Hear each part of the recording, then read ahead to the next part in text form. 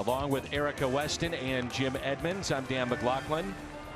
It's game number 3, the St. Louis Cardinals and the Washington Nationals. 89 degrees, very muggy here in our nation's capital. You see there at the bottom, it feels like 99. It has been a hot day here in Washington and a hot evening.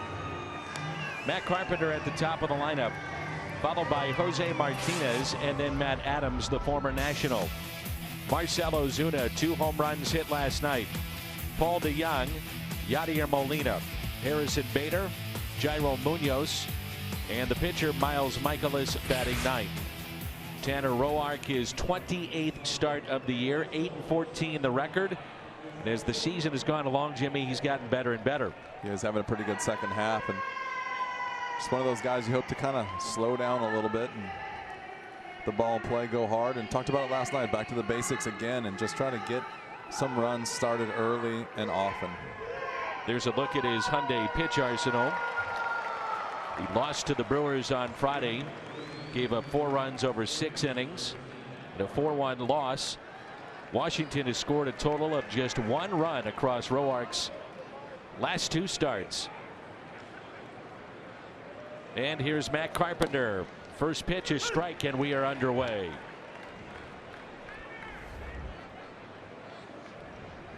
Carpenter with the bases loaded last night, a single into right that scored 3 runs.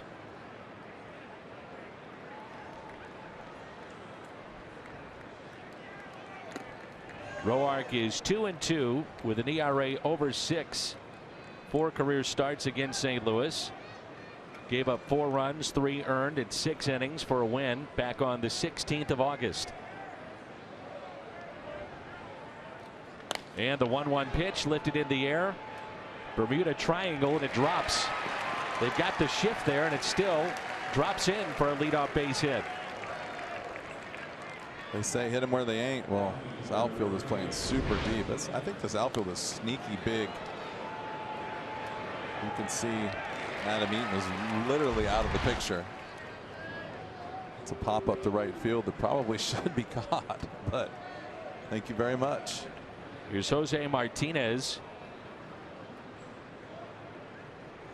And Martinez this season, average above 300 at 305. 16 home runs, and he's driven in 77. And there's ball 1. Look around at the outfield. It's surprising. Now you look at Bryce Harper. I mean, they're like they're playing no doubles. And those are the things, though, that as a good team and a bad team, right, they add up. The hits add up. The walks add up. But if you're giving away bloop singles all day long, it's pretty tough on the pitching staff. No question. Here's a 1-0 pitch. Inside. It's one of those things you talk about with the young outfielders. I was talking about with Harrison yesterday and the day before. Your job is to catch the ball when the pitcher makes his pitch, not when it's been thrown down the middle and ripped off the wall. I mean, that's great, you know, that's a plus, but only a few guys can do that. So your job is when he makes a good pitch, go catch it. Line drive and a base hit into right. Carpenter took a chance as it just got over the glove of Wilmer Defoe, and that's back-to-back hits for the Cardinals to start play tonight.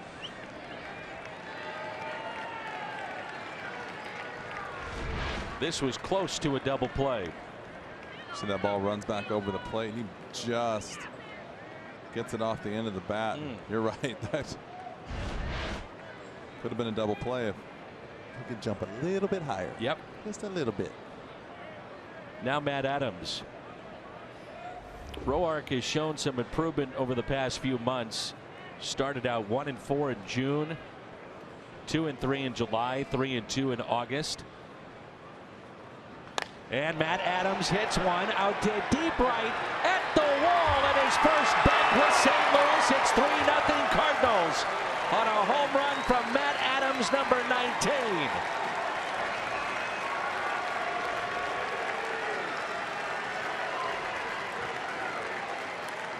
Such a nice swing right there. Nice and easy. He got a box of brand new bats today from Rawlings. I noticed that he was using it. It was nice and shiny.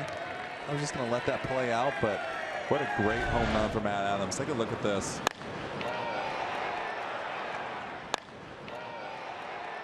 Boy, you're right. Nice, easy swing. It's all about balance. It doesn't matter. You don't have to always look fastball. You don't have to look changeup, curveball. You just have to be balanced. And when everything's in order, you see that first pitch breaking ball, you sit back for an extra second. What a great swing. It's a great feeling when you hit a first pitch breaking ball like that. Here's Marcell Ozuna, who homered twice in the game last night. Cardinals 5 home runs in a game for the 3rd time this season. 3-0 in those 3 games with all those home runs.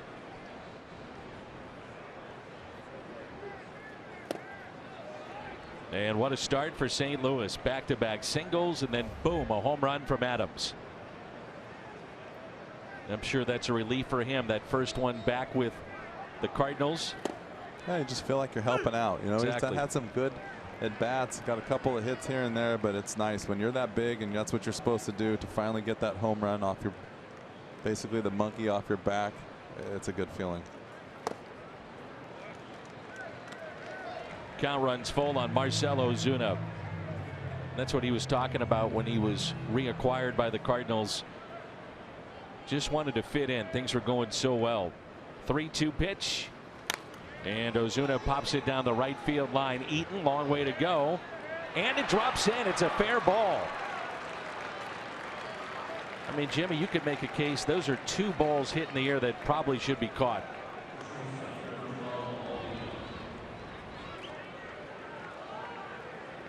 You wouldn't even have to go to court for that. There is 2 balls. He's just playing so deep. I mean, he's running hard. It just like doesn't want to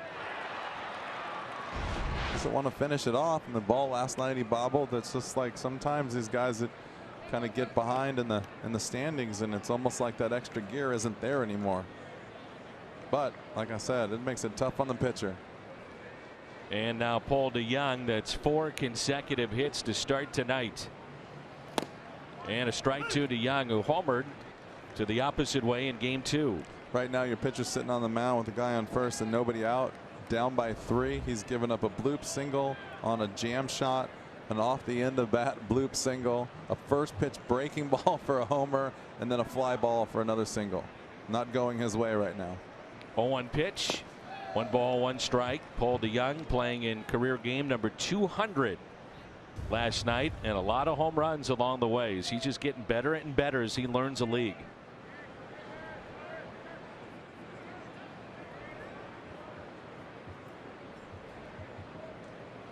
Here's a 1-1 pitch.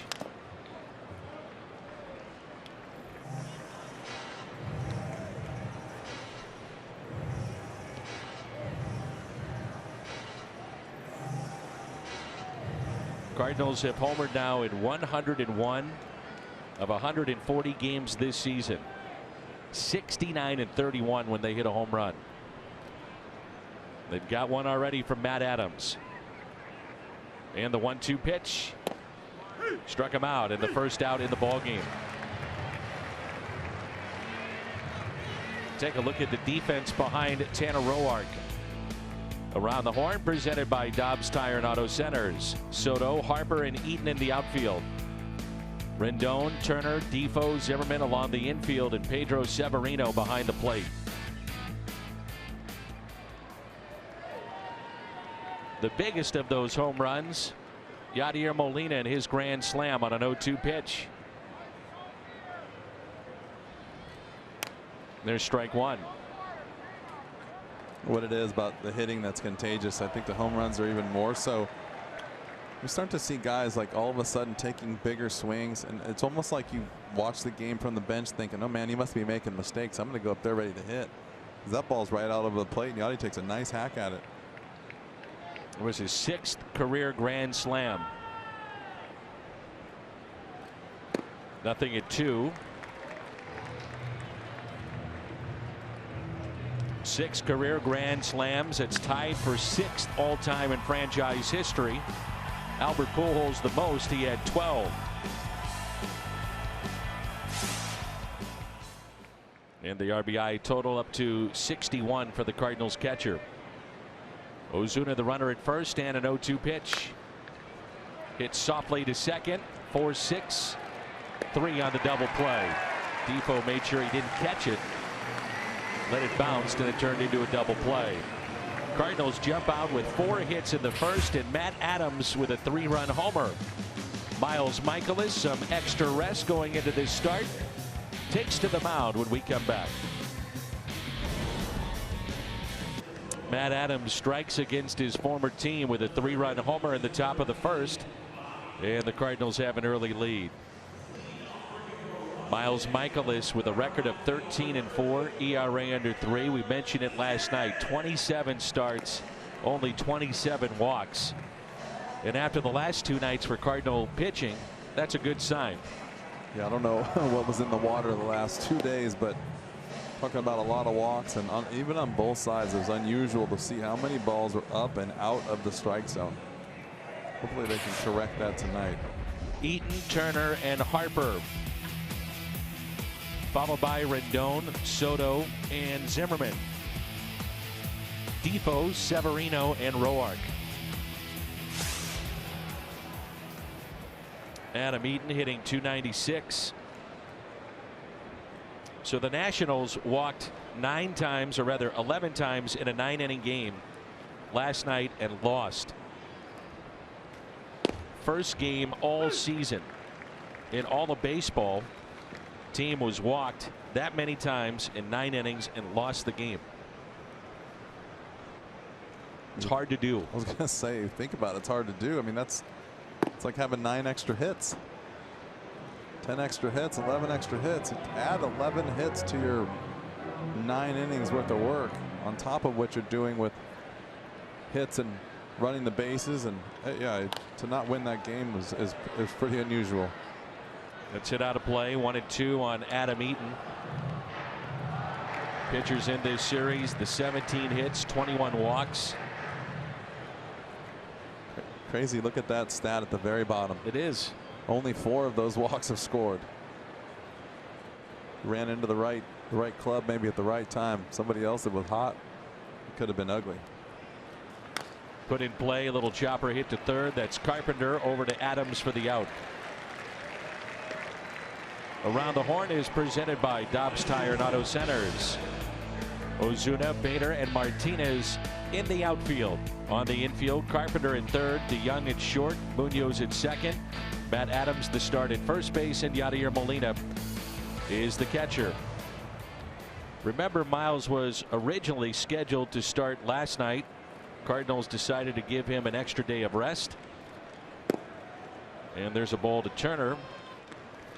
Now looking way ahead, and you could see by Miles' reaction, he thought that was strike 1. I don't know how they hold it in. But that change could set up Miles to pitch in the final series of the regular season at Wrigley, and potentially game 1 of the division series if they would get there. So you're not that far away. No, you got to start thinking about it for sure. And also matchups down the stretch. And I think obviously chasing Chicago and also Milwaukee.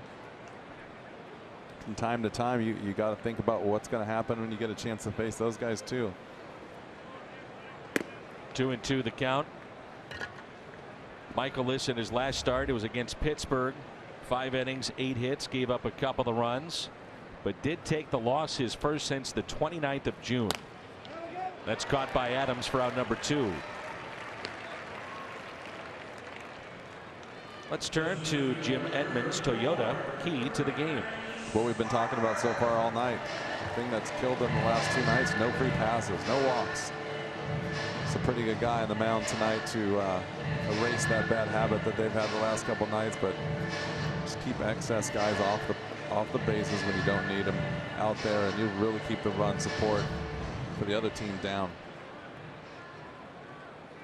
Bryce Harper has walked in 8 straight games. Longest active streak right now in the major leagues. As a matter of fact, 12 walks in his last 8 games.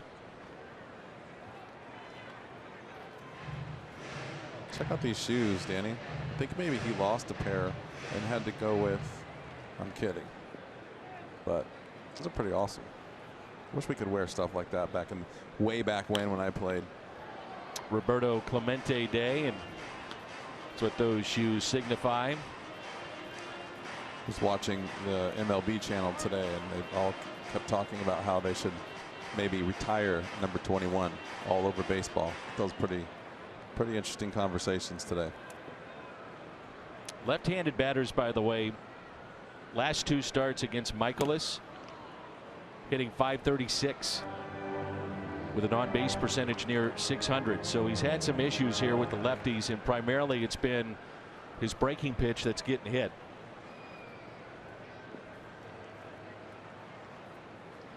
Pretty cool. And there's a base hit by Harper into right field. So a 2-out double off the bat of Bryce Harper. And the batter will be Rendon. It's a pretty nice swing right there by Bryce Harper. Just a ball that didn't get in. Ball stayed out over the plate.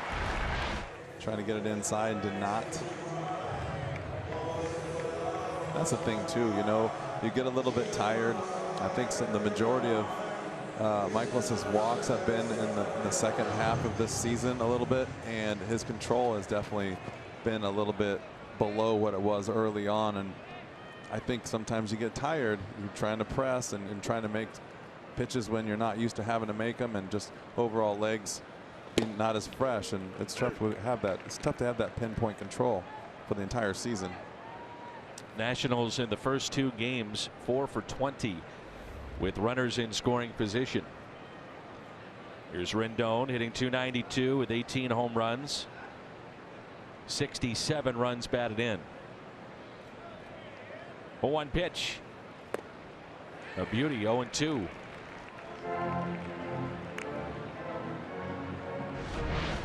.77 mile-an-hour breaking ball right here. The ball gets up there in your eyes. You think it's a good pitch to hit, and just disappears. He's also had issues last couple of starts putting hitters away with 2 strikes. Again, that goes back to what you're talking about in control and pinpoint. The curveball in the dirt outside. 1-2.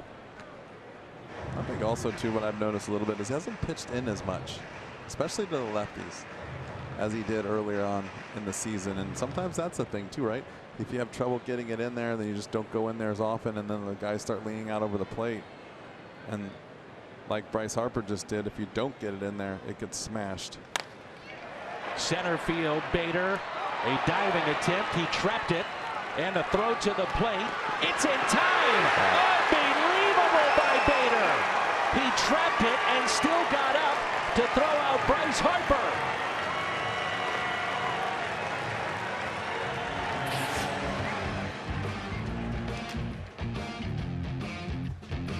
Edmonds-esque 3-0.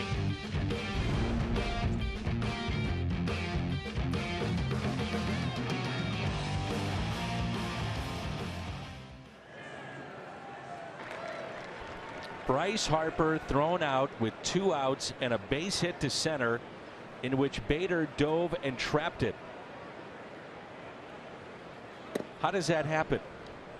I'll be honest with you, I'm not really sure, other than watching this run right here. Not very hard. I mean, this isn't even close. Man, oh man. I'm just wondering if he thought maybe he didn't know where he was first, and he just thought that was just a routine base hit. Thought he was just going to cruise home, and he was going to flip it to second base. I think that's it. He took it for granted. I guess when you watch guys flip balls into second base all year, you forget what it looks like for someone to come in and play it hard. Good for Harrison Bader. It's a heck of a play.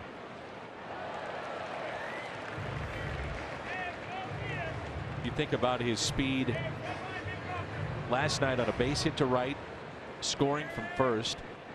But with Harper, there's no need to look back, no need to even worry about it. It's 2 outs. Put the ball in play, and your head is down and you're running. And the only thing I can assume is that he took it for granted that Bader, there was no chance he was going to get up and try to throw him out. I mean, I don't even think he saw him dive. Like I said, I think he thought he was back, and just a routine 2-hop single to center field, and that was it. Wow. Credit Harrison Bader again.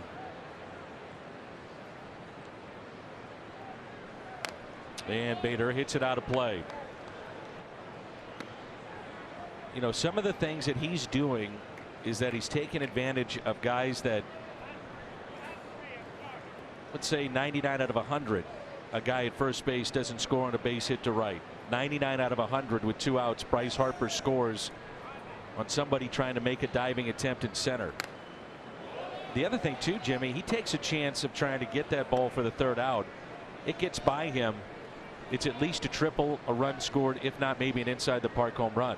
Yeah, and that's one of those balls that you decide that you're going to go after, and when you realize you can't get to it, you still dive and just try to short hop it. Because if you stay back enough and don't dive, you're taking that ball off the body, and you're right, it's at least a double. You miss it, it's a triple or a homer. Take a good look at the jump, though. He comes right after it. He's already committed.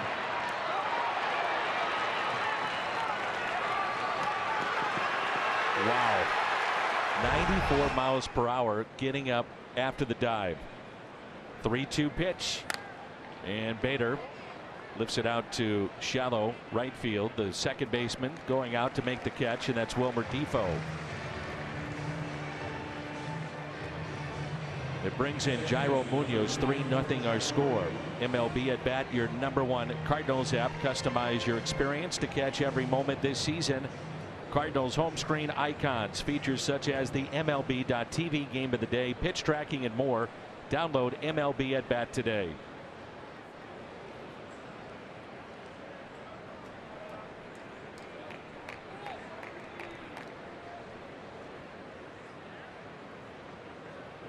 And the first pitch to Munoz, taken for a ball inside.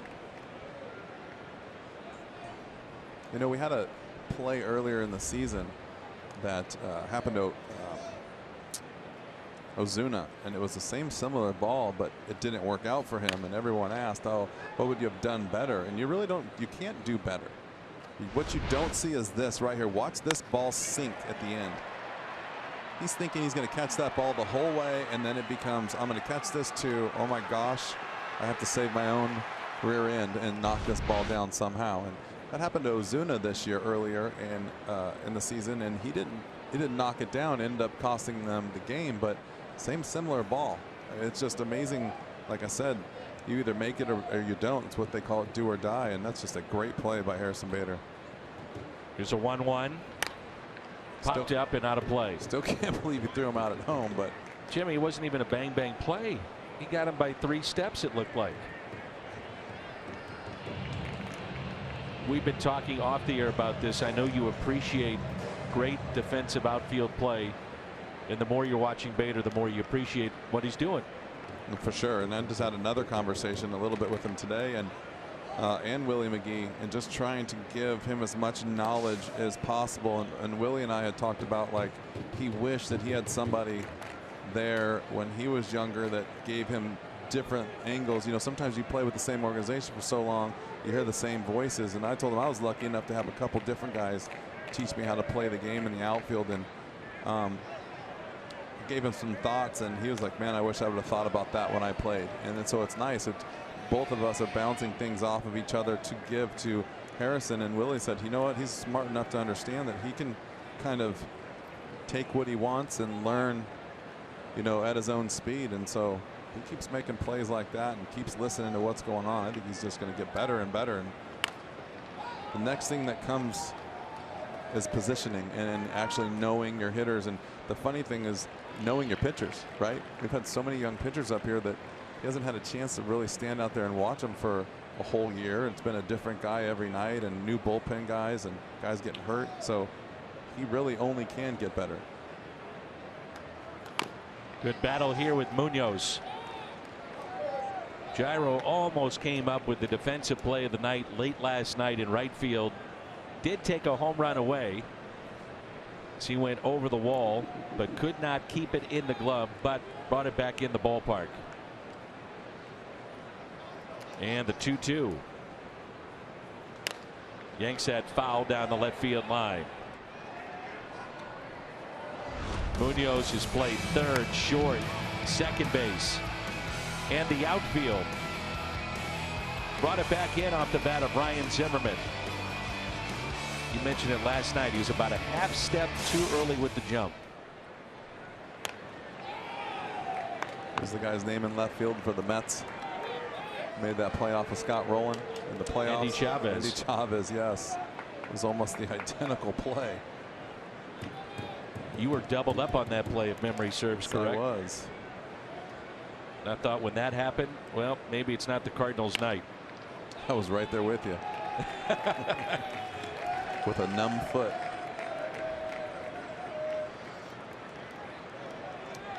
Ten pitches in this plate appearance by Munoz.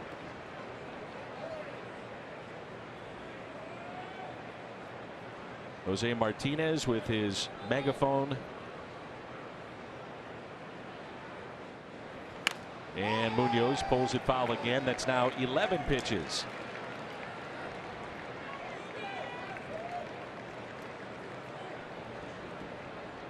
At least someone's having fun.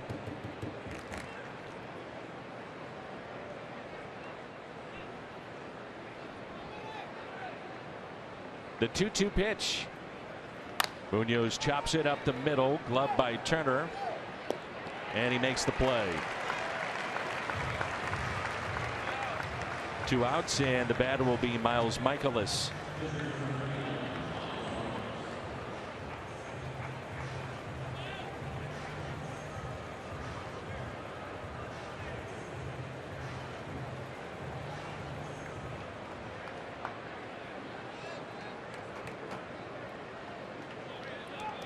Michaelis with a couple of home runs. 22nd pitch of the inning. So he had 21 to Bader and Munoz combined. And the 0-1. One thing I appreciate about Bader, and I know fans do as well, all out hustle. Doesn't take a pitch off. And you appreciate that. And with his speed, boy, does it stand out. Michaelis hustling down the line and beats it out. There you go again. Guy playing the game the right way. Easily could have mailed that in and saved his leg, but he ran hard. You never know. It might cost him, but yet he's playing the game the right way. Sniffing out a hit, as they say.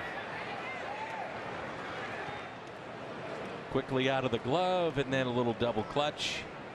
That's just because he ran hard. Yep. If he doesn't run hard, he takes his time, throws it over to first. Inning over. Here's Matt Carpenter, who singled to right. So an infield hit for Michaelis. Cardinals with 5 so far.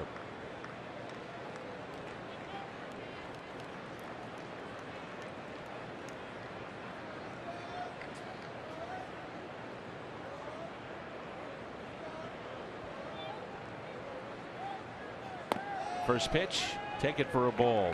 Mentioned our speaker series with Matt Carpenter.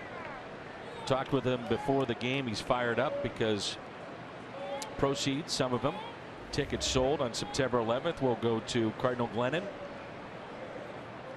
Everybody receives It's Gotta Be the Salsa t-shirt. And a visit with Matt for about 30 to 45 minutes. Gourmet lunch at the ballpark. Speaker series, Cardinals.com/speaker series. Always fun to do those.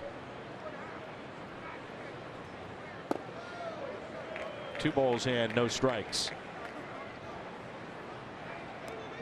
So 20 pitches in the first inning, 26 and counting here in the second.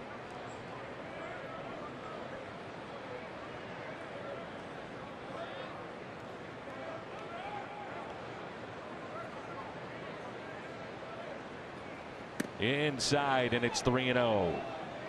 Kind of watching him pitch, and you know, he's got that good sinker, but he hasn't been able to throw it on the inside half to the righties, and he's run a couple balls back on the left-handed side, but then he has an opportunity to throw it right there and it stays in. So kind of all over the place with his fastball. Then breaking ball, just not been for a strike very often. And Carpenter takes a strike, 3-1.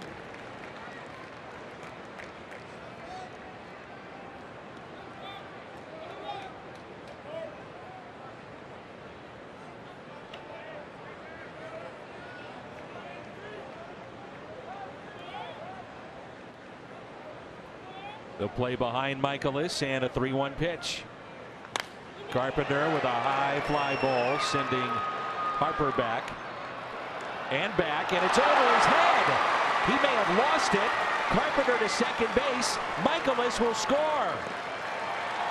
It looked to be a routine play for Bryce Harper, and I guess he lost it at this time of night. Regardless, it's a double, and it's now a 4-0 Cardinal lead. Had to have lost it.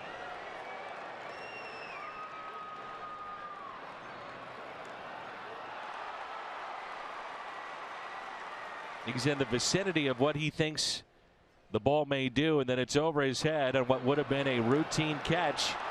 And Michaelis, they were not holding him at first base. He scores easily.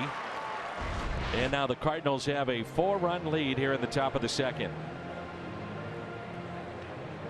Been a tough couple of innings now for Bryce Harper.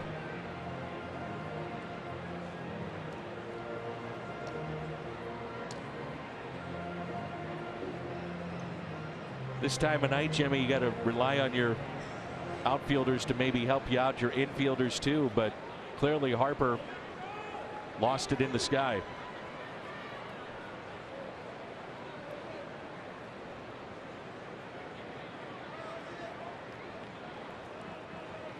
So 2 outs and a runner at second base.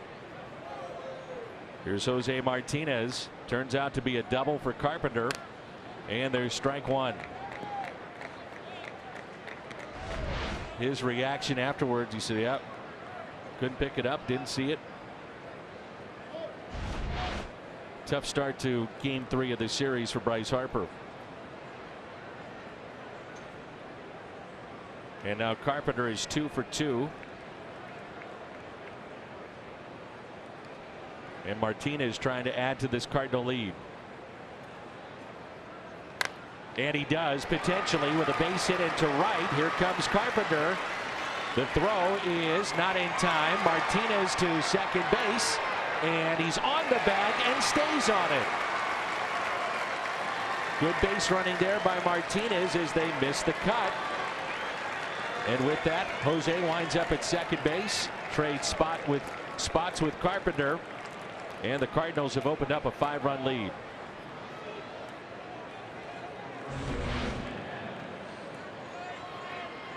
Piece of hitting right there by Martinez, staying inside the ball. He's working. He sees that he's going to get the RBI, and then he watches the throw, and nice job of taking the extra base. Somehow staying with that toe on the bag. Size 13 stayed right there on the bag. Here's Adams. He got it all started with a 3-run homer. The first pitch to Big City is hit out of play.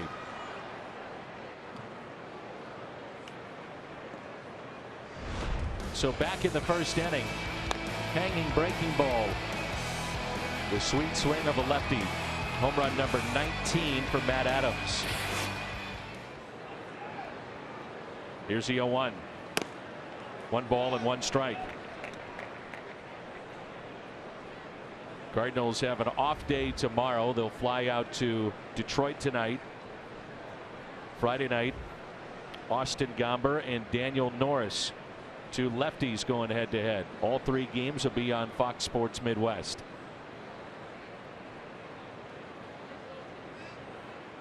The 1-1 pitch. Inside corner. It's just not even trying right there. Can't call a pitch that far inside for a strike. It's frustrating when you're trying to battle, especially like Matt Adams, trying to make an impact back on this team, and the ball's not even close. C.B. Buckner, the home plate umpire. 2-2.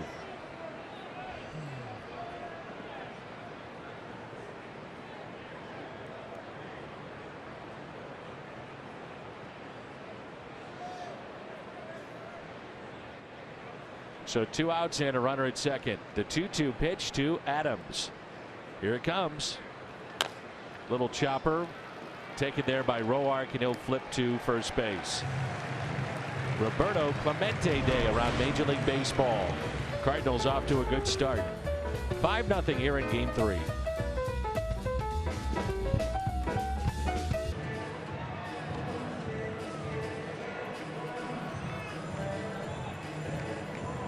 Bottom of the second, 5-0 Cardinals.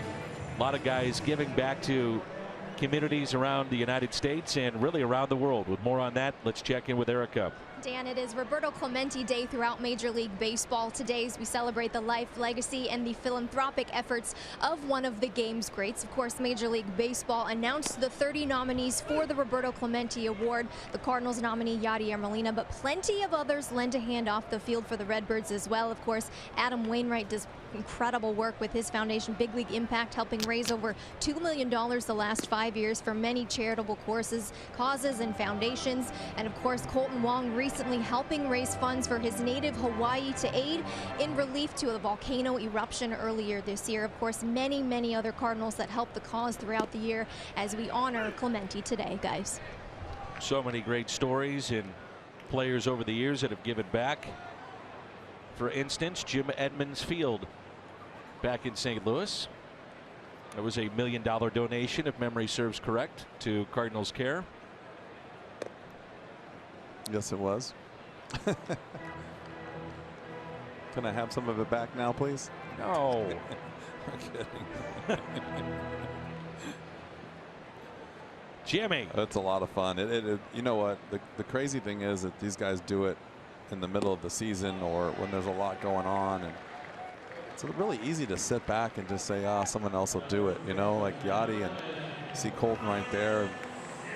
My dad's over in Hawaii, and we've been talking a little bit about where he grew up, how he grew up, and there's an area over there by the volcano where it erupted that has filled in like a mile of a swimming hole, like an old bay where he used to go swimming as a kid. And I was telling him my dad was over there and saw it, and he's like, yeah, the whole landscape has changed where I grew up. And just like this littlest thing as this little bay where we all swam in is now literally covered with volcanoes or volcanic rock. And so, you know, like you said, you can just easily keep going on with your day, but yet they take their time out and do the best they can. Fly ball into shallow right. Where's Martinez? There he is, coming in to make the catch. You know, obviously you see, we talked about Adam Wainwright a lot this year and you saw him, but the thing what blew me away the most was when you turn on the TV and you see Yachty down there carrying water and carrying supplies and meeting with the people. I mean, that's legit. Yadier Molina does not live in Puerto Rico right now. I mean, his parents are still down there. I talk to him all the time about that. And his parents were safe. They obviously have a little bit nicer house than most, but still affected by the power outages and the water problem and all that. And he's down there bringing that stuff. They loaded up some planes, and I mean, it's just not an easy thing to do. Coordinate that, especially when you're in the middle of your own life. So sometimes you gotta take your hat off to these guys and look at the work that they really do.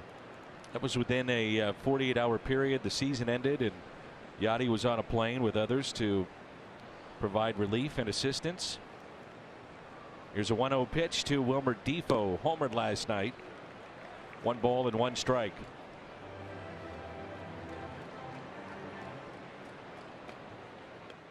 There is the Clemente Museum in Pittsburgh. Had the chance to be there and see some of the artifacts and memorabilia. Learn more about what he did and his charitable endeavors. Number 21.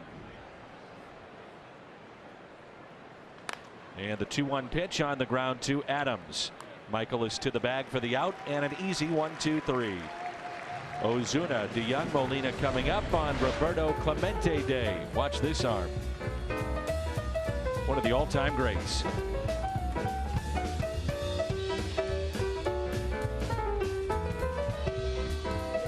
Twice as the Cardinals had 5 home runs hit in the ball game. This one to the opposite way.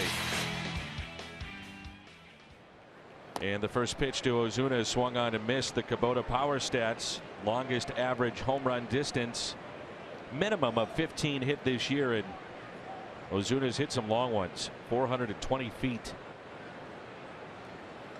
And he hits it sharply past the shortstop Trey Turner and into left field.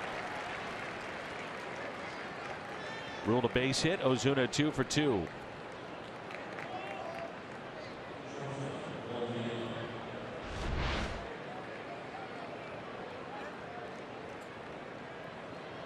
A lot of top spin and tomahawked it. My kind of pitch right there. Up in your face. I never understood how you hit those. I don't either, but they sure went a long way sometimes. Lefties like it down and in. You got to pitch up. I just liked it coming out of the hand straight. It's a fastball. I'm trying to hit it. It's a lot easier than hitting the slider for sure. Change up, especially if you don't know it's coming. Breaking ball. So if you're throwing it straight, I'm swinging at it. Here's a 1-0 pitch instead of check on Ozuna.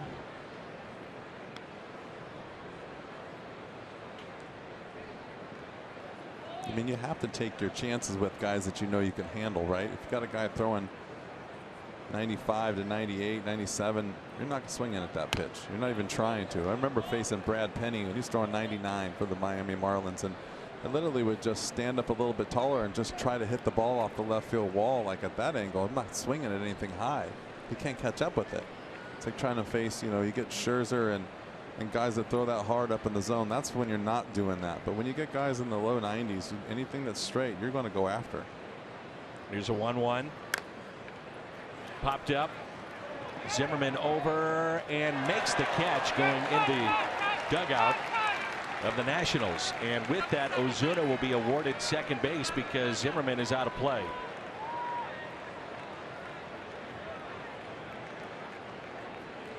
Never understood that rule. I know that's the rule, but if you step foot in the dugout like that, you should at least be able to throw him out. I don't understand the dead ball part of it. And that's just me. I mean, he's got the awareness right here not to go in there, but he knows he wants to not get hurt, first of all, which they're both trying to avoid. And then he's got the awareness that want to throw the ball back out. Kind of a strange rule, don't you think? I'm in complete agreement. Also thought the ruling yesterday with Trey Turner on a walk getting thrown out by Molina is also kind of an odd play and maybe antiquated thinking. Time's not called. Ball still in play. It's live. And with the walk, Trey Turner out at second base by going off the bag. Well, I think if you probably think back over the years that you've been watching the game, and like I said last night, I walked a kid in high school, and he was one of those kids that ran down the field really fast after the walk and hopped off the bag. And so I lobbed the ball to first base. And as soon as he steps on the bag and then turns and jumps off, he's out. So similar to that, guys will throw over to first base if you see guys that are running extra hard or being kind of goofy. And it is a bizarre play. You don't see it very often, but last night, wow. Look about catch you off guard. That was the first time I had seen that. How about for you? That's the first time I'd seen that one. I've seen the other one where you walk a guy, it walks to first, or kind of guys that you'll see it every now and then. Guy will flip the ball over to first base when he's not paying attention to see if he just walks over the bag. I bet you we'll see it again, though. Yeah, I've seen the hidden ball trick.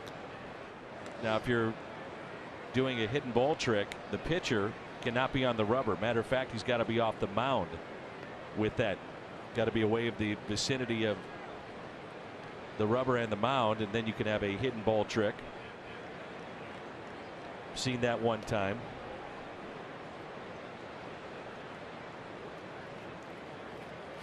One ball and two strikes on Yadier Molina.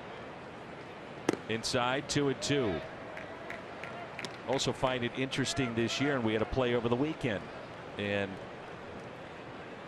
if you have the leather of the gloves, the string that maybe hits the runner on a tag, he's safe. The string is no longer part of the glove. That's changed this year. Here's a 3-1, and Molina pops it up to the right side and out of play. Now, I was going to say, I heard you talking in the locker room about the other half of that play. This is interesting. So say you're a player that has a shin guard and you round first base, and a lot of times you see it all the time where the strap of the shin guard is dangling, and blowing in the wind, and that tag is applied to the strap. He's out.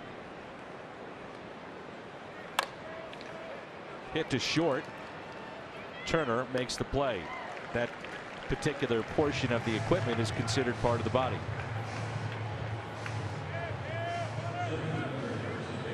Fox Sports Midwest and the mission continues, teaming up for a service project on September 15th, and you can help. Join military veterans at the Missouri Division of Youth Services for projects that will improve youth homes and activity areas. For details and to volunteer, visit missioncontinues.org. Harrison Bader popped out his first time up. Good rip and fouled back. Well, I know you talk a lot of defense with Bader. How about offensively? No, not yet. I don't want to get involved because of the way the coaching staff has kind of turned over. I've had some nice conversations with the two hitting coaches, and I just kind of like listen to what they have to say. And you know, if they ask my opinion, I'll definitely give it to them. But I think that's where you have to be careful, because hitting is such a difficult thing to do, because you not only have to be perfectly in sync with your own hitting style and your body, then you got to rely on your mental ability to stay focused in on what you're trying to do, and then you got to get a pitch to hit. And so there's a lot of parts of the game on the hitting side that makes it really tough. These guys are doing a great job right now getting these young kids re-energized at the plate. Kind of 1 ball and 2 strikes.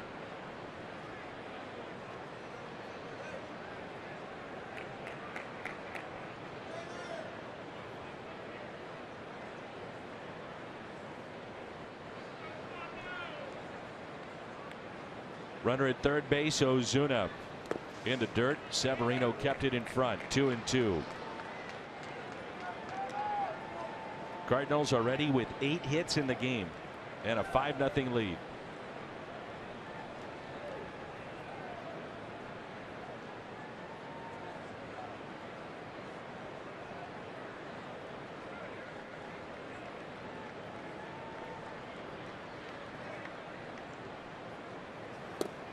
And a strikeout of Harrison Bader. Second strikeout for Tanner Roark. Ozuna left stranded midway through 3. Leaderboard, and Miles Michaelis at 7-0. Chris Carpenter won the Cy Young in 2005. He was 12-1 on the road. Adam Wainwright went 12-1 in 2009. Top 3 finish in the Cy Young. And how about Jeff Suppan? As we found out, was a big game pitcher at postseason play. Humongous. That guy never ever stopped going when the game was on the line. Bigger the game, the better he was. Some of you may have seen that Jose Oquendo is not with the team tonight. There's Pop Warner in the middle. And a grounder that's tapped foul. Jose is at his daughter's graduation from the Army in Fort Leonard Wood. So congratulations to the Oquendo family. He'll rejoin the team in Detroit. And Pop Warner is your third base coach tonight. Good man. Good baseball man. Been around a long time. Pop Warner was up in 1999 to travel and watch under Tony La Russa as his playing career was done. Had just finished up. Cardinals had an idea that he could be a really good coach, good mentor, and as you mentioned, a good baseball man, and he's been around the organization for a long time. The check swing. 2-2. Jeff Suppan won Game 7, the NLCS against Roger Clemens, and then was the 06 NLCS MVP. How about that? Sitting around when you're 45 years old and maybe you have kids that are younger and don't know any better, or just the fact that you can say, I beat Roger Clemens in the playoffs. Game on the line, probably season one on the of line. the best pitchers in the modern era. Was he tougher on you? It was tough. Yeah. Randy Johnson with a lefty had to be tough. He was tough too, especially when he threw 97 early in his career.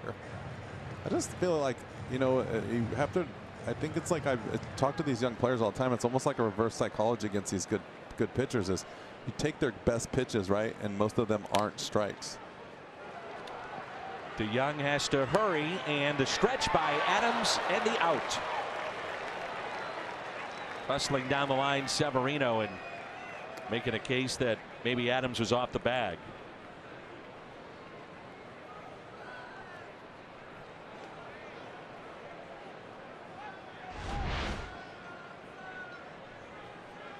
Michael has let it go, and Adams seems to be on the bag, and there will be no challenge by the Nationals. Nice play by Paulie right there. Back to what I was saying is, I take a pitch that is the pitcher's best pitch, and I try not to look for it. I try to take it. If I know that someone's got a nasty slider, I want to make sure that I'm not trying to hit it. I'm not trying to swing at it. You know, guys used to, you know, a guy like Al Leiter, a left-hander, used to pound balls in on the righties, and you'd see guys swing at balls that would almost hit them. Well, Eduardo Perez would hit 900 against a guy like that because he'd back off the plate and try to yank everything, but looked away. And if anything was in, he'd take it. Well, you remember, I think the easiest thing is to remember is watching Chris Carpenter pitch. How many times did you see a right-handed batter swing at that cutter off the plate? And that was his job, to get you to chase that pitch. However, other pitches that he threw was to set up that pitch, and so you have to know that. So you need to hit one of those other pitches if you can, because you're not going to be successful against his best pitch, which was the cutter that was borderline a strike and that ran off the plate. And I just tried to find out a pitch that I needed to take and try to stay away from it. I remember Carpenter in that great run on the road in 2005. About this time of the year, matched up with Roger Clemens, and he beat him in Houston. That game may have won him the Cy Young Award, as Roark is tagged out by Yadier Molina, strikeout number 2.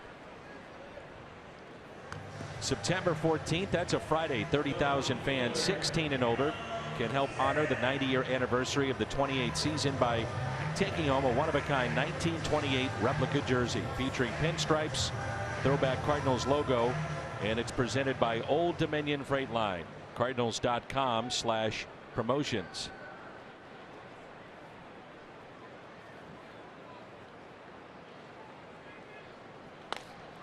That's up the middle, and a base hit for Adam Eaton.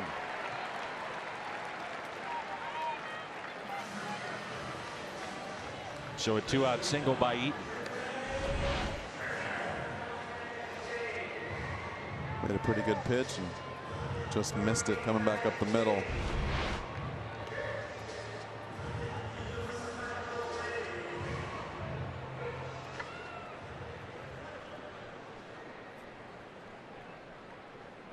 Former teammates getting together there at first base a month ago. Teammates. Less than a month ago almost, right? Right. Extends the inning to Turner, and there's strike 1.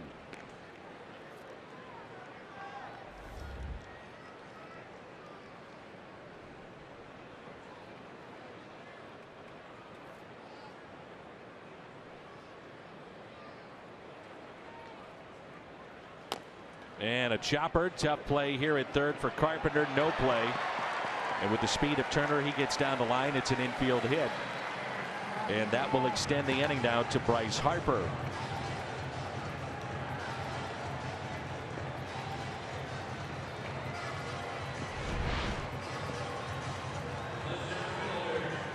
A high chopper off the plate. There is nothing you can do when Trey Turner's running here. Carpenter makes a good decision. It's almost like you just want to sit back there and just wait for it to stop rolling.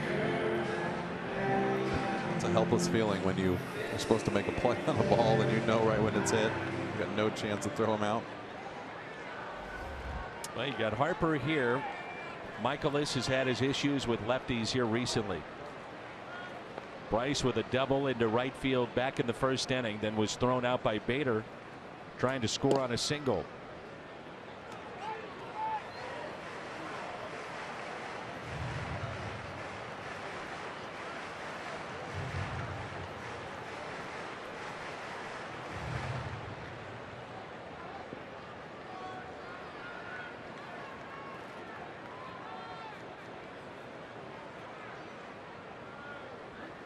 2 balls and no strikes.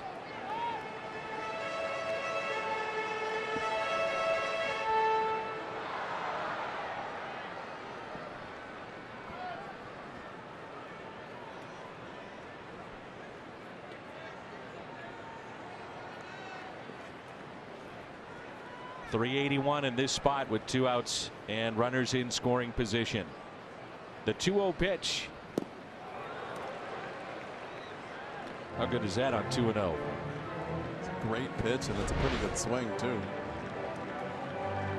Talk about balance. That's a big league pitch though right there. You don't see those. That's what we talk about all the time. You're not seeing that in the minor leagues. 2-1 the count.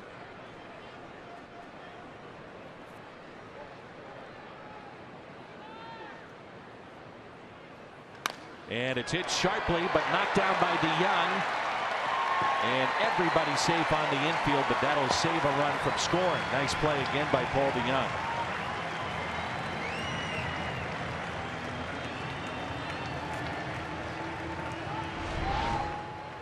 This ball is blistered.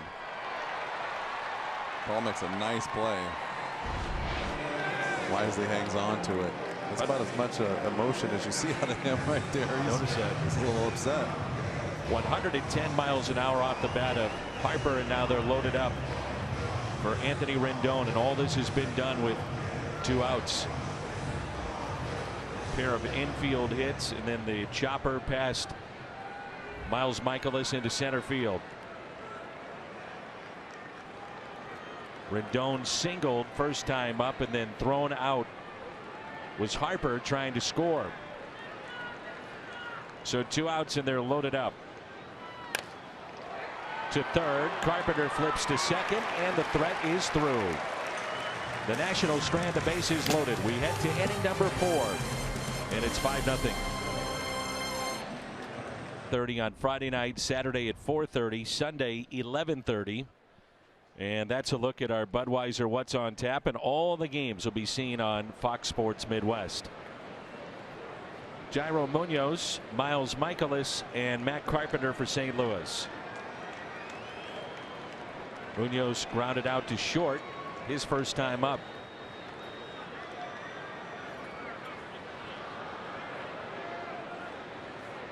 It's a 12 pitch at bat by Munoz.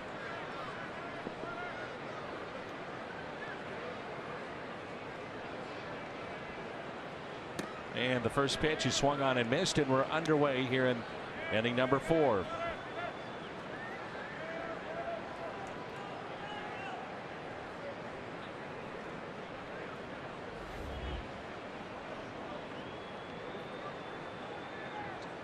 Miles Michael is stranding. The base is loaded in the bottom of the third as Munoz holds up for a ball. 1 ball and 1 strike. CB Buckner behind home plate. Field and Colbreth is our crew chief. Chris Conroy at second base. And Nick Lenz is down at third. And now they're going to check on Munoz and make sure he's all right. Got to wonder about the check swing. Remember, he was hurt in Kansas City about 3.5 weeks ago.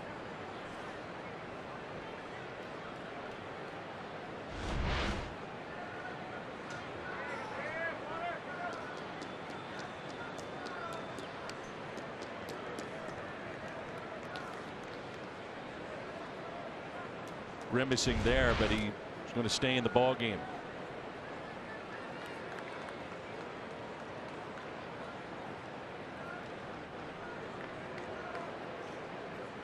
And the 1-1 pitch taken a bit high, and it's 2-1. So game 1 on Friday night, Austin Gomber against Daniel Norris. There's a strike. Jack Flaherty and Matthew Boyd in game 2. Norris and Boyd lefties. And then on Sunday, John Gant and Michael Fulmer. Cardinals return home Monday against Pittsburgh. The 2-2. Hit to third, and that's the first out.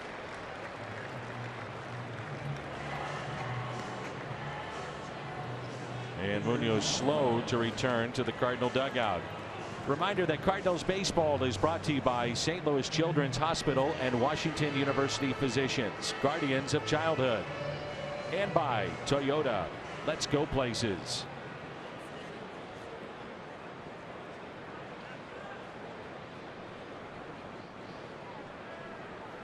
Miles Michaelis. This time of year you see all those little injuries pop up, don't you, Jimmy? Yeah, that's the twinges starts to catch up with you, especially the more you play. And a guy like Munoz who plays here and there, and then all of a sudden he'll play 5 or 6 days in a row. And it's funny, when you don't play every day, you get a little chance to heal. But when you play every day, you definitely don't heal quickly, and they can linger for a long time. A ball and 2 strikes on Michaelis. Had an infield hit with 2 outs back in the 2nd inning. And then Carpenter a double. Martinez a single. And St. Louis got 2 runs out of it off the end of the bat and foul.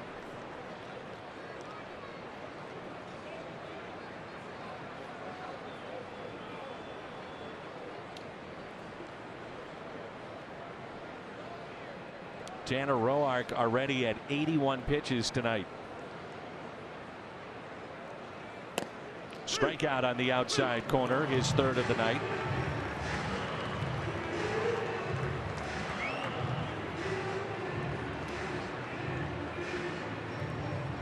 (20, 36, 16, and 10). The pitches by inning. Sinker, yeah, that he threw that last pitch, and he hasn't been able to throw that for a strike, and that's why those pitches are adding up. And give the Cardinals a little bit of credit. They've been able to lay off a lot of those pitches around the zone, and that sinker hasn't been good all the time, just a few pitches here and there. So 2 outs, and Matt Carpenter single to right, and a double misplayed by Harper in center as he couldn't pick it up.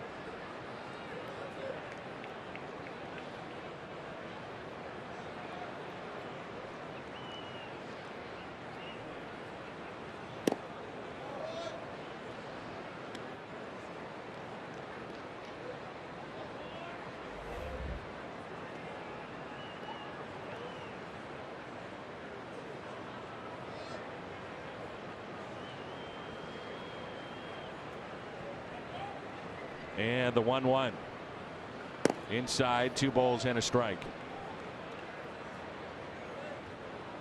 Dave Martinez gets a vote of confidence from his front office today. They officially said that he will come back and manage the Nationals next year. The 2-1 is a foul ball.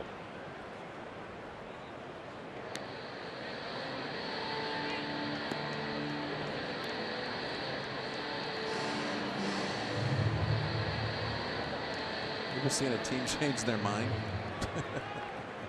It's a long time between now and February. I would be scared to death. I would be pushing these kids to play and play and play. That's down and in.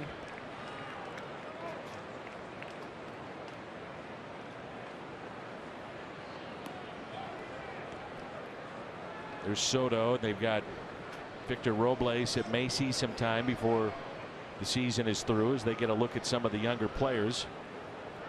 3-2 pitch on the ground, backhanded by Zimmerman, and a flip to Roark, and Carpenter is retired for the first time.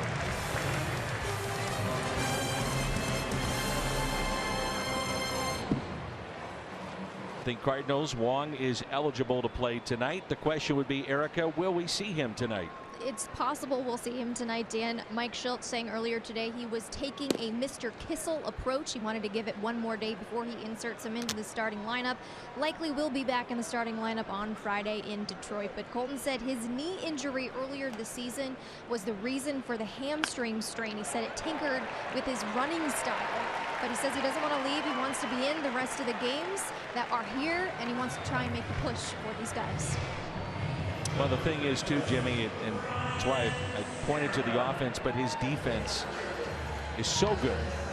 Gold Glove level, and that has made a big change for the Cardinals defensively, too, with him playing every day. But yeah, and you said it right there, every day. Like, it is really hard to get into a rhythm playing, 1, looking over your shoulder, 2, not being out there every day on defense to kind of get a feel for your pitching staff, your catcher, and the other team. So he's definitely benefited from going out there and playing more often.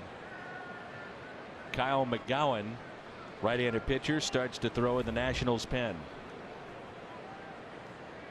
Ryan Zimmerman at the plate. Fly to center. First time up.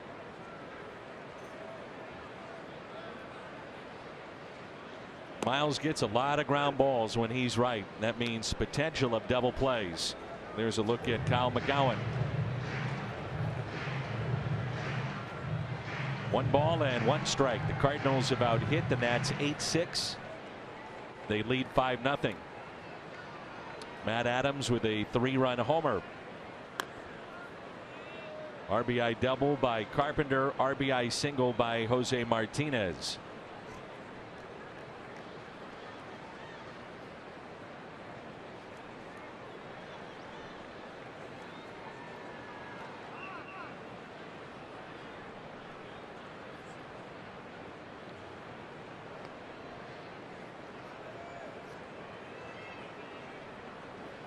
And the 1-1 pitch.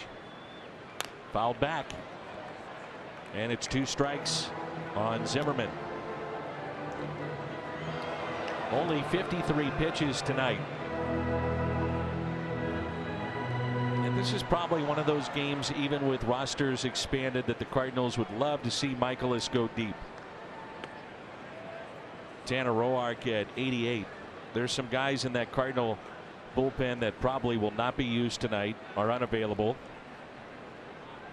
I'm sure Mike Schilt would love to give Bud Norris another day. There's a nice play by Carpenter down at third. That's the hot corner, and that's the first out. Is that why they call it the hot corner? Ball was scorched. Ball was scorched. Crazy thing is that ball's in his glove before you can get your eyes to focus over to where it came from. 105 miles per hour off the bat.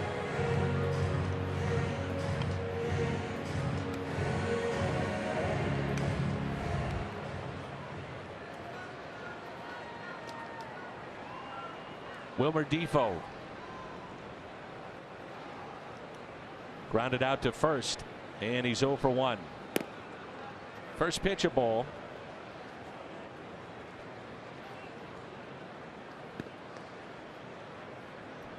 See what Dave Martinez wants to do. If you get to the spot of Roark, clearly he goes to his bench. If not, does he send him back out there for 1 more inning?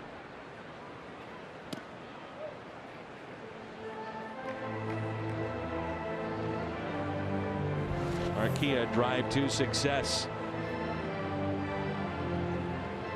Most ground balls induced this season. Michaelis a bunch. That leads to a lot of double plays behind him. The 2-0. There's your ground ball. 4, 6, 3, and the double play. Sends us to inning number 5. Martinez, Adams, Ozuna coming up.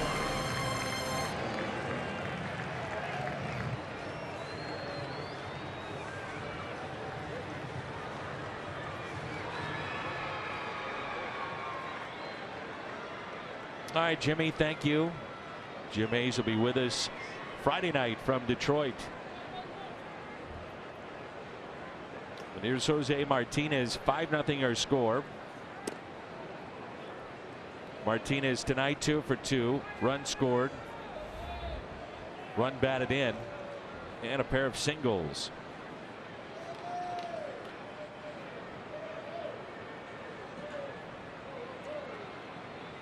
Doesn't seem like it now, but a key at bat was Miles Michaelis beating out an infield hit to extend an inning in the second, and got it back to Carpenter, who then doubled, and then Martinez a single, and 2 more runs came around. Pulls that pitch down the left field line. Foul.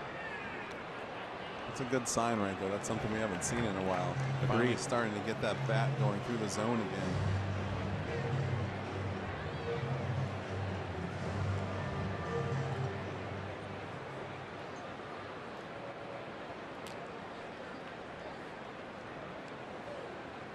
One ball and 2 strikes on Martinez. Fouled back. I think you're right, Jimmy. You're onto something here. Those are better swings than we've seen. Well, he's been feeling. I think he's been feeling for the ball a little bit. When you get in between, sometimes maybe now you don't know how they're going to pitch you. So feeling for the ball is really kind of guessing on what side of the plate they're going to go for. He's been kind of trying to stay inside the ball, maybe feeling a little bit better now and trying to let it go. Grounds this one to third, and Rendon to Zimmerman, and the out. BJC Healthcare difference maker. We go back to the first plate appearance. Matt Adams in a 3-run homer. Does a nice job of staying back and staying short right here. Look at this swing, just pretty simple for a big guy. Keep your balance down the middle. Not have to get too far over that front foot, and that's where all that power comes from. Adams again into deep right. How far is this one? His second home run. And it's 6-0 Cardinals. A long home run off the bat of Adams.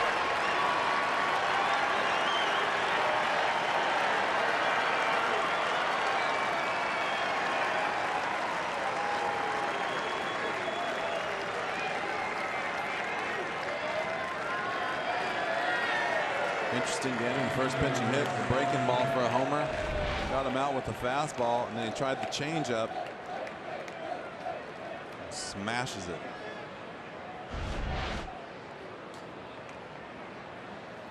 And here's Marcell Ozuna. Take a listen.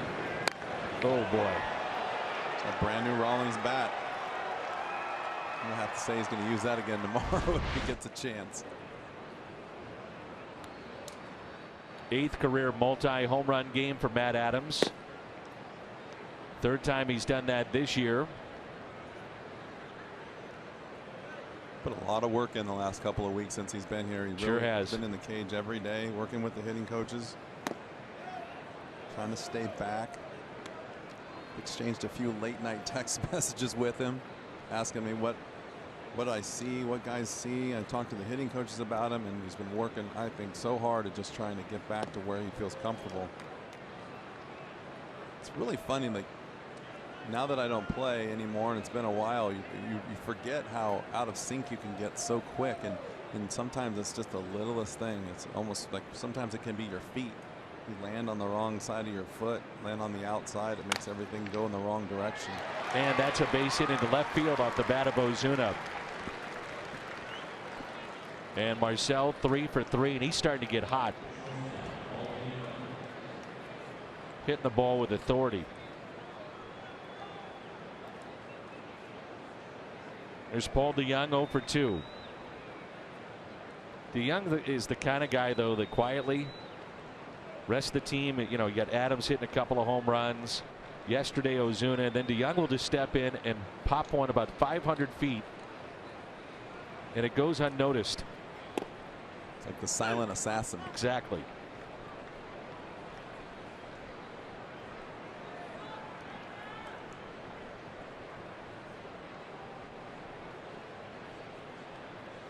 Here's an 0-1 pitch to DeYoung.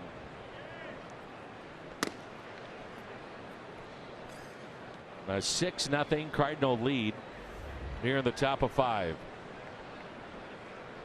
Chicago and Milwaukee just underway, and there's no score.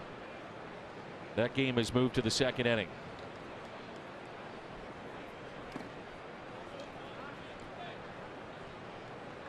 Austin Williams, who was greeted with 3 home runs in his appearance in this series, is up and throwing.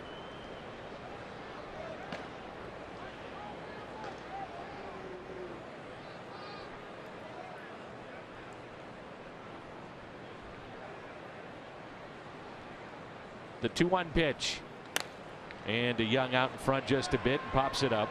Foul territory. Zimmerman with the catch.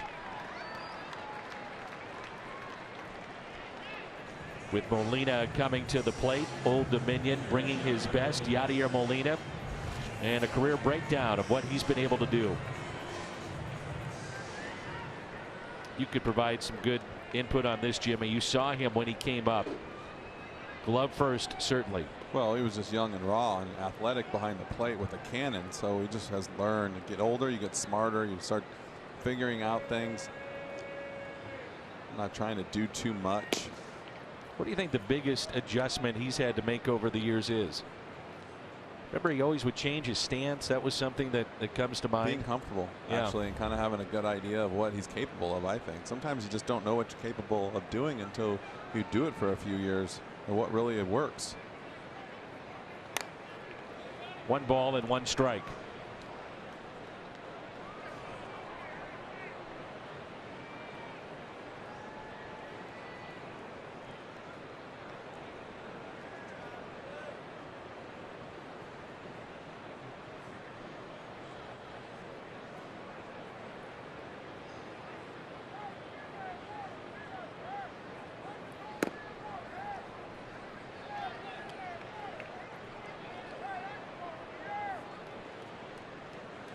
So 2-1 the count.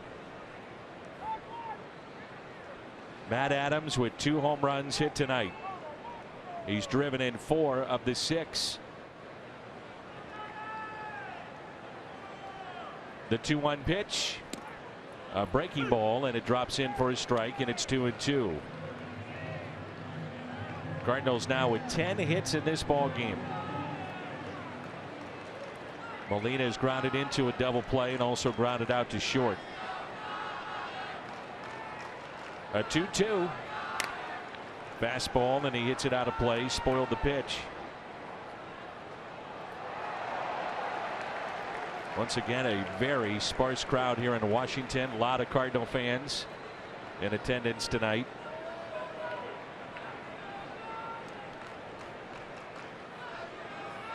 Ozuna, your runner at first base. And a 2-2 pitch to Molina. Out of play again. One of the first games that Molina ever played in 2004 were in Pittsburgh, and he was trucked at the plate, you may recall, and happened again later. Ty Wigginton was not happy. Josh Harrison had a play like that with Molina a few years ago. The 2-2. Another souvenir.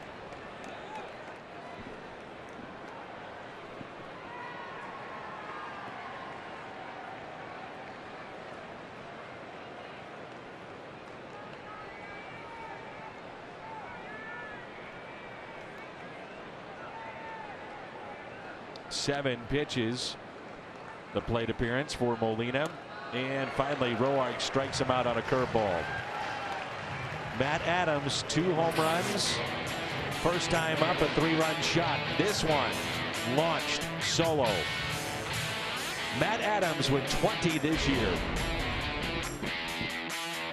This copyrighted telecast presented by the authority of the Cardinals and may not be reproduced or retransmitted in any form.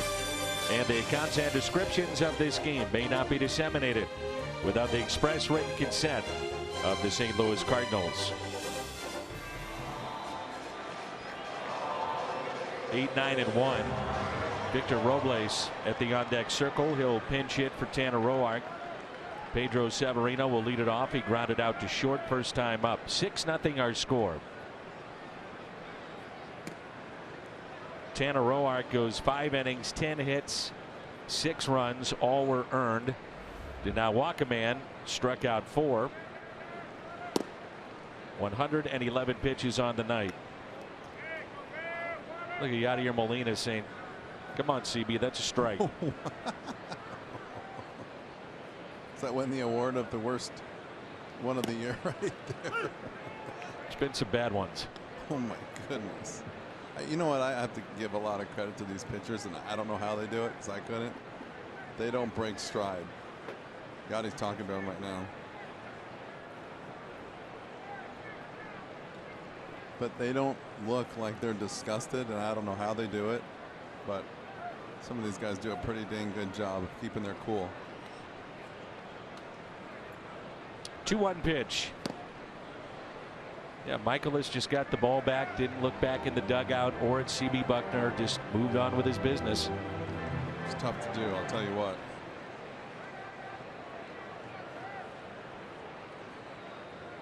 2-2.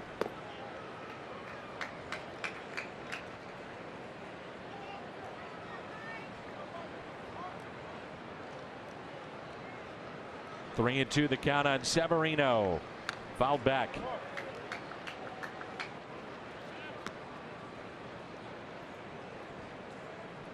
Nothing straight coming from Michaelis. All kinds of movement on either side of the plate.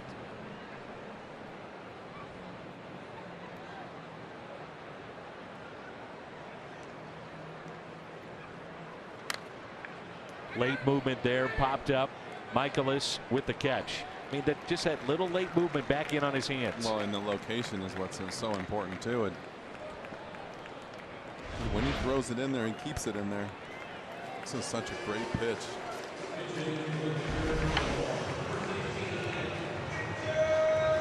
You will at times have free agent signings that clearly don't work out, and this is one that has been sensational. Sensational.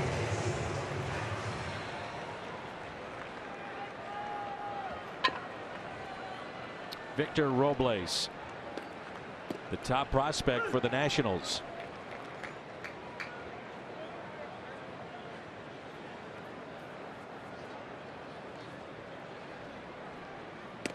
Curveball and a beauty. Nothing at 2. Nice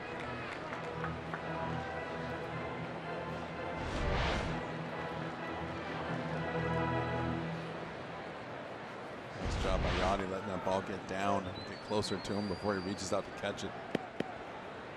And the 0-2 got him to reach. When you've had a fastball, breaking ball, cutter, everything around the plate. Starts out as a strike, then go out of the zone. He's fun to watch. He's like watching an old veteran just doing his job. Another curveball lifted out to left and a base hit.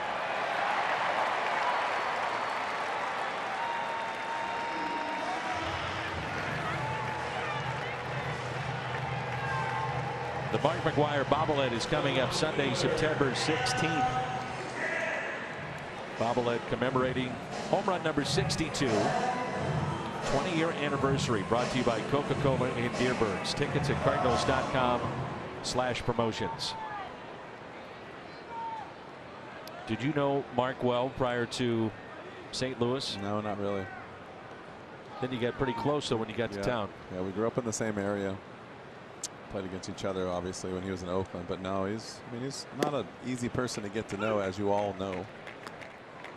I think everyone will attest to that around the city and even in the organization. He's a quiet guy and kind of sticks to himself, and I think all that attention that he received from being such a superstar was just a little awkward for him, but classy individual. Were players captivated like the audience? Oh yeah. Like the watching, the viewing public? Yeah, I wish that I was here in '98. I'd have been out there every day watching batting practice with everyone else. We didn't even get a chance to play against the Cardinals, so I didn't ever see anything like it. And I do remember just kind of comparing, like we would go out early and watch Griffey take batting practice at the Kingdom because he would hit balls off the upper deck all day long. So I know guys did it a little bit when Mark was in Oakland, but it was a different story when he was in Busch Stadium. 0-2 pitch, spoiled by Eaton. Dave McKay had all the pressure on him to throw strikes. Oh, every day. He was his personal batting practice pitcher.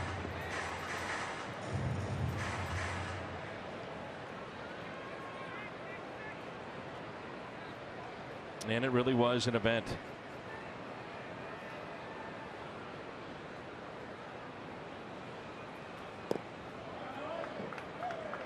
We were in Pittsburgh one time, I think in the old stadium, and he's so quiet.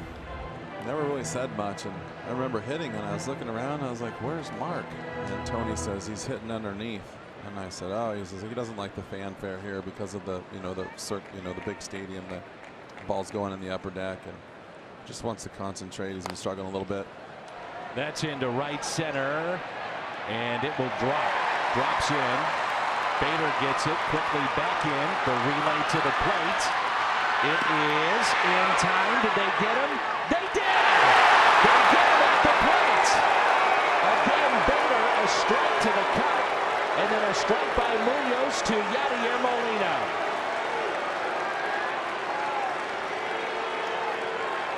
Tell you what, Danny, they're going to probably look at this, but safe or out. This is one of those things early in the year that they didn't do well, and now they are starting to turn it up a notch on defense.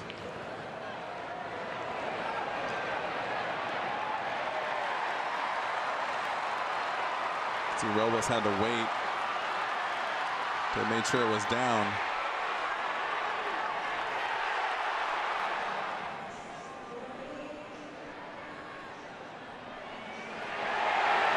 He's safe. Just got the hand in.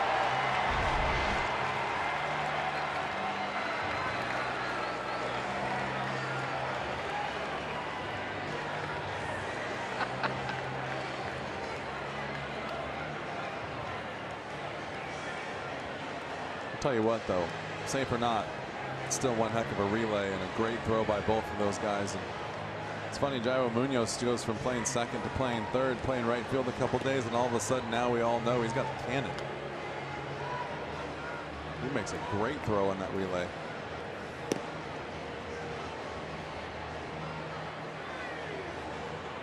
Harrison Bader covered a ton of ground. He was playing in the gap in left center just to even make that play close, and so it is a safe call. And the Nationals now get their first run to make it 6-1.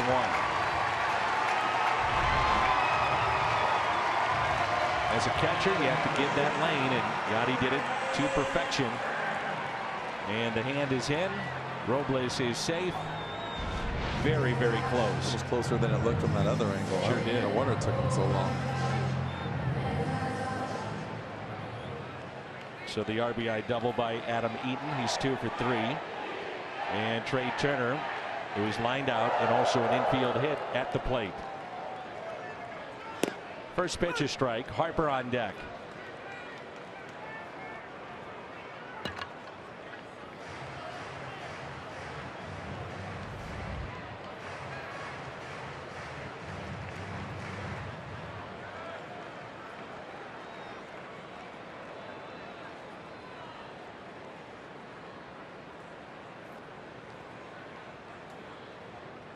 Oh, 1 pitch, and a ground ball to third under the glove of Carpenter, and runners at first and second now for Bryce Harper. That's what speed will do to you too. No, Carpenter commits this error, and you're thinking about the speed of Trey Turner. We've seen it a lot with Bader. Sharp just got an in-between hop right there. It's almost a do or die again. That play is ball's bouncing up in the air. When it comes down, you don't know what kind of pop that's going to take off that grass. The ball just stayed down on kind of a no man's land, and really when you're there's no chance. We're starting to stretch now in the Cardinals pen. And Bryce Harper now at the plate. He's 2 for 2. A double to right field. Infield hit that was in the third. First pitch hit out of play.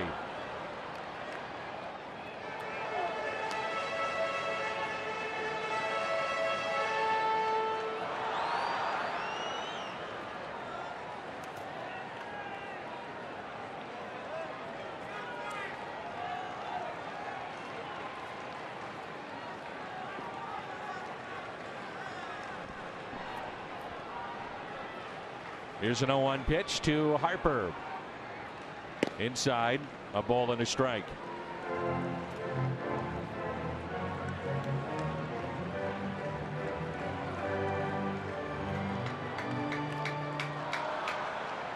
Pitch count now, when you start to look at errors, how that affects the rest of the game. Maybe go to your bullpen a little bit earlier. Michaelis hit 77 pitches tonight. Strike 2 on Harper. Pitches by inning now for Michaelis. 20 and counting here in inning number 5. We talked about how they'd like to see maybe him go as long as they can. Looking over the sheet, 7 guys down there in that bullpen have thrown 2 out of the last 3 days, and right. That's when you start thinking about, okay, I got to start getting that starting rotation deeper in the game because you can't keep going at that pace. That's it out of play. Cardinals should be covered with Daniel Ponce de Leon. Certainly Luke Weaver be another option coming out of the bullpen. Carlos Martinez, one of those guys, 2 out of 3. Norris, iffy. Cardinals had to wait and see how he felt after he played catch today. Tyson Ross, stay away from him. Maybe Hudson. Shreve, Webb could be down. Cecil available, so there's options. Munoz, a diving stop, and he'll get the lead man at second base on that play. And that saves a run. Runners at the corners. And 2 away. Another good play by a guy that's played all over the place here in the last week. Just keeps getting better and better.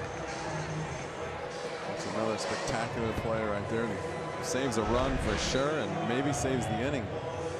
Make another good pitch here and get out of this inning.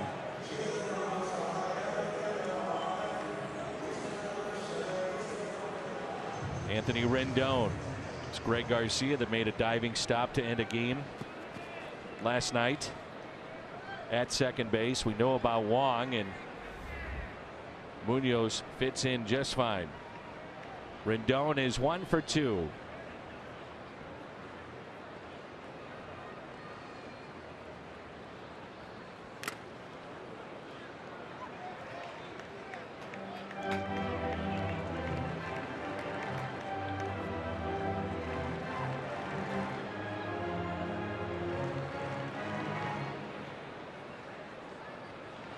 Look at the color of Miles's jersey compared to his pants.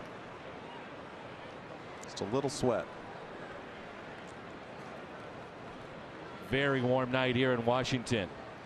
Runners at first and third, and the 0-1 pitch hit out of play. 0-2.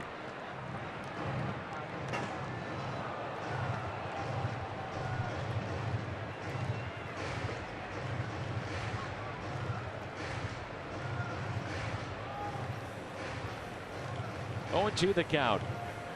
It's like they need to call a timeout and run him out of towel and a Gatorade like in the home run derby. Right. I don't know what happened. He went to the mound with a Gatorade. Foreign substance. 0-2 pitch and a bouncer to Munoz. Stays with it and he makes the play. A double by Eaton to bring in a run. Nats get on the board 6-1 after 5. McGowan into the ball game, up for the second time now in. Chevy called to the pen in a major league debut with the Cardinals leading by the score of 6-1. Cubs have a 1-0 lead.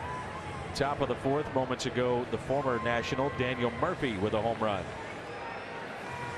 was talking with some people that are around this team every day, and they said it was not only tough on the team to trade Daniel Murphy, in many ways kind of the heart and soul of this team, but for the fans. The fans really got into him. They thought he was the guy, the leader. And it's tough, you know, when a fan base sees a favorite player get traded away.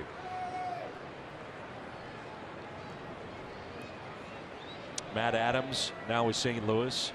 Some of their relievers have been shipped away. Now here's Harrison Bader.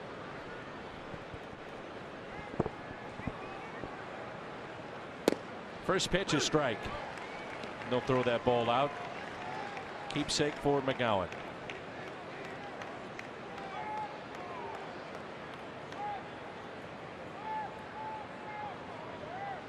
From Southampton, New York.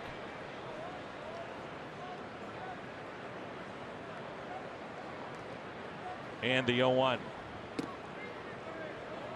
A couple New York guys going head to head here, and Bader and McGowan.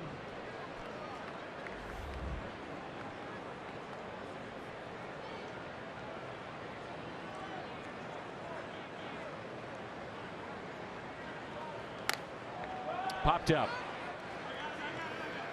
So B. Zimmerman makes the catch. And the first man retired here in the 6th.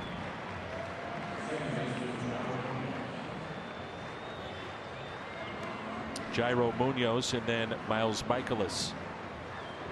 And you start thinking about how Mike Schilt wants to approach the final 3 innings, if he can get Michaelis through one more, and what direction he wants to go in. And that's, he's thinking 2 innings ahead right now.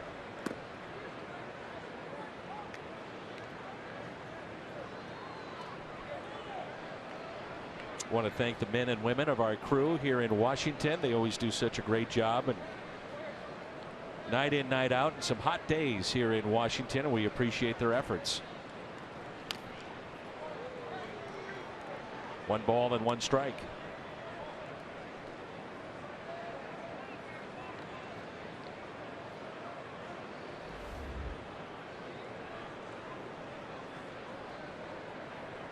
Munoz 0 for 2, grounded out to short, also grounded to third.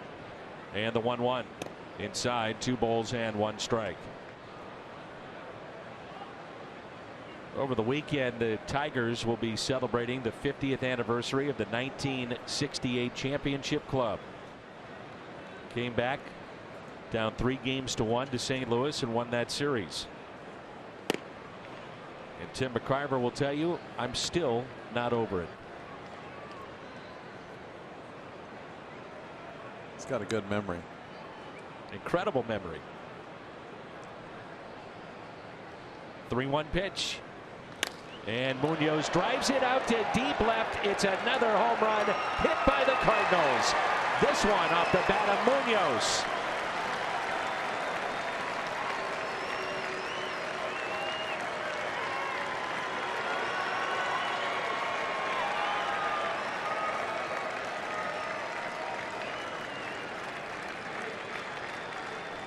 This is the one thing about when you come up to this league, when you try to pitch in, you wake people up, but you better not miss out over the plate. And I believe right here he missed out over the plate.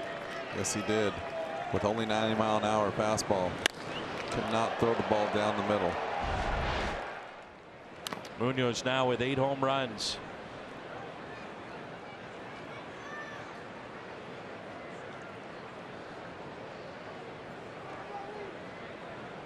He's driven in 36 in limited time, and now Miles Michaelis. Cardinals owning a 6-run lead.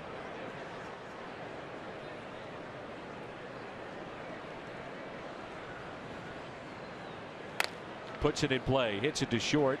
Turner up with it. Out number 2. So 2 outs, and Matt Carpenter. I still go back to the at bat by Michaelis in the 2nd inning. The infield hit, hustling down that first base line, close play with 2 outs. Extended the inning to Carpenter. He got a double that drove in Michaelis. Martinez drove in Carpenter. And from the perspective of the Nationals, I'm sure it's like, here we go again. Team that took 3 or 4 against you in St. Louis. Split the first 2. Probably should have won the first game.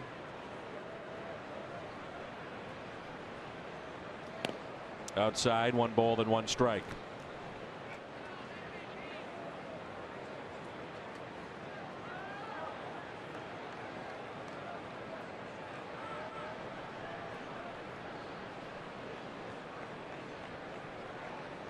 Here's a 1-1 pitch.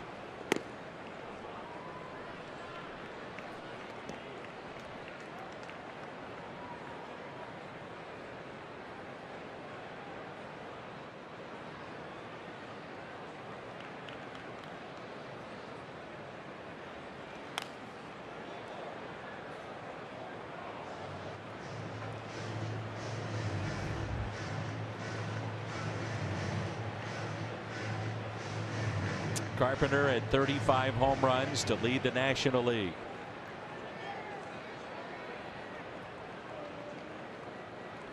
Two hits tonight, 2 for 3.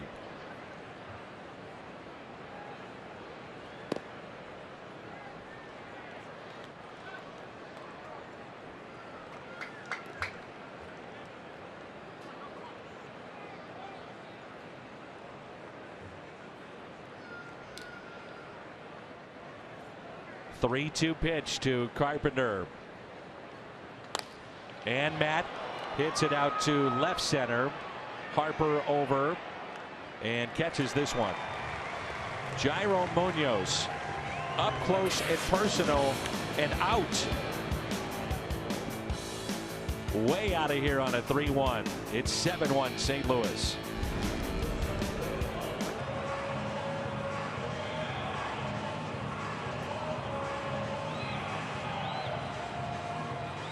Jairo Munoz with a long home run on a 3-1 pitch. Cardinals with a lot of offense again tonight. 11 hits, 2 home runs hit by Matt Adams. Solo shot by Munoz. And now Juan Soto, Ryan Zimmerman, and Wilmer Defoe for Washington. And a late break and a strike. Looks like Miles may have changed that jersey. You're going to have to after a while. So probably weighing him down. Late with that swing, backhanded by DeYoung, the stretch by Adams, and the out. Now time for Built for Baseball, and it's brought to you by T-Mobile. And it's a look at Miles Mikolas. Typical Miles Mikolas tonight. Throwing a lot of strikes, ground balls. Making some good pitches right there with that jam shot back to the pitcher. Really just mixing up his pitches well and keeping them off balance. Pitch count at 85 for Mikolas. And ball 1 to Ryan Zimmerman.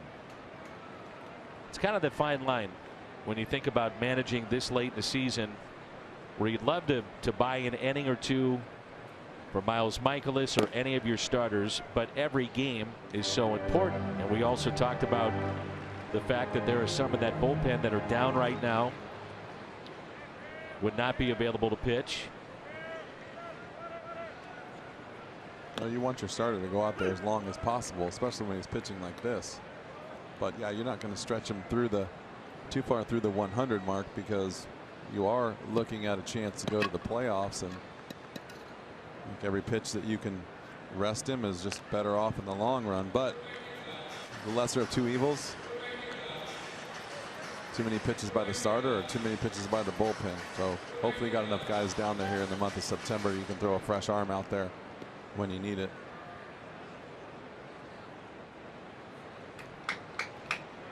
Two balls and 2 strikes to Ryan Zimmerman. Slowly hit, charging in Carpenter, bare hands, and the throw is up the line, and Zimmerman safe at first base.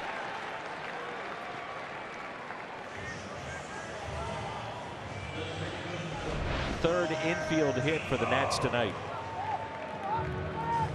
Well, that means that his movement is pretty good when guys can't square him up enough to even hit the ball to the infielders. Hate to see that happen, and that's just tough luck, but it's also got nasty stuff. And the batter is Defoe. Grounded into a 4-6-3 double play back in the 4th.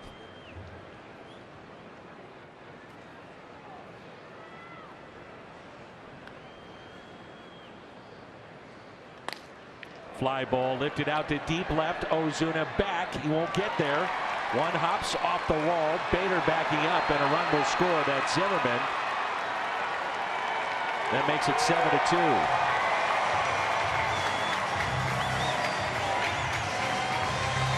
I think you can see that Bader was going to try to take that throw instead of Ozuna. May have caused the bobble.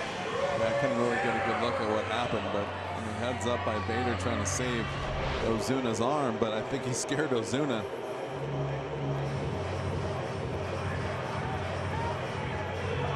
Oh no, he just bobbled it.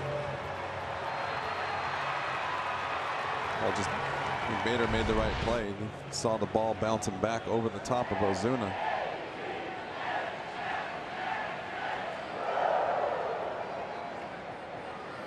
Pedro Severino, Wander Suero, right-hander, throwing in the Nationals pen. And a strike. Severino is popped out to Mikolas and also grounded out to short. Mark Reynolds has moved to the on-deck circle.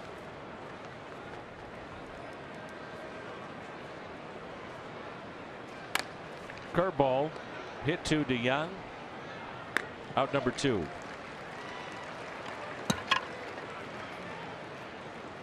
It brings in Mark Reynolds, so Dave Martinez trying to get runs across any way he can. And a lot of times you'll see a manager with Reynolds save him late in a game, but down 7-2, they need runs now. Yeah, this is a point in time in the game where he's your home run hitter, and if he hits a home run here, you're down now 7-4. I mean, that's a good start.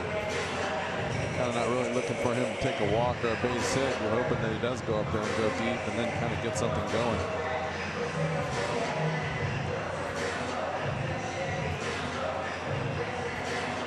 I wonder if this is by design in terms of just trying to give Michaelis a little breather on a hot night. Hopefully so. Maybe just remind him strengths and weaknesses of Reynolds. A little bit of everything. Nobody throwing in the Cardinals bullpen.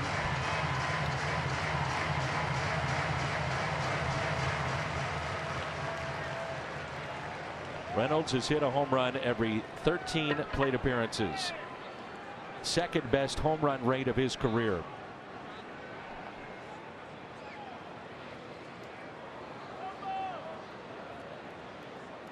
And batting .300 this year with runners in scoring position.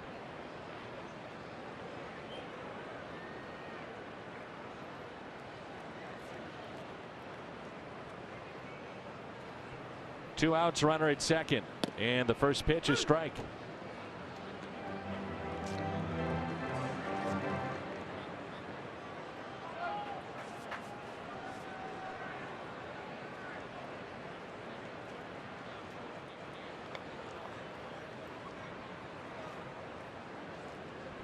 The 0-1 by Michaelis.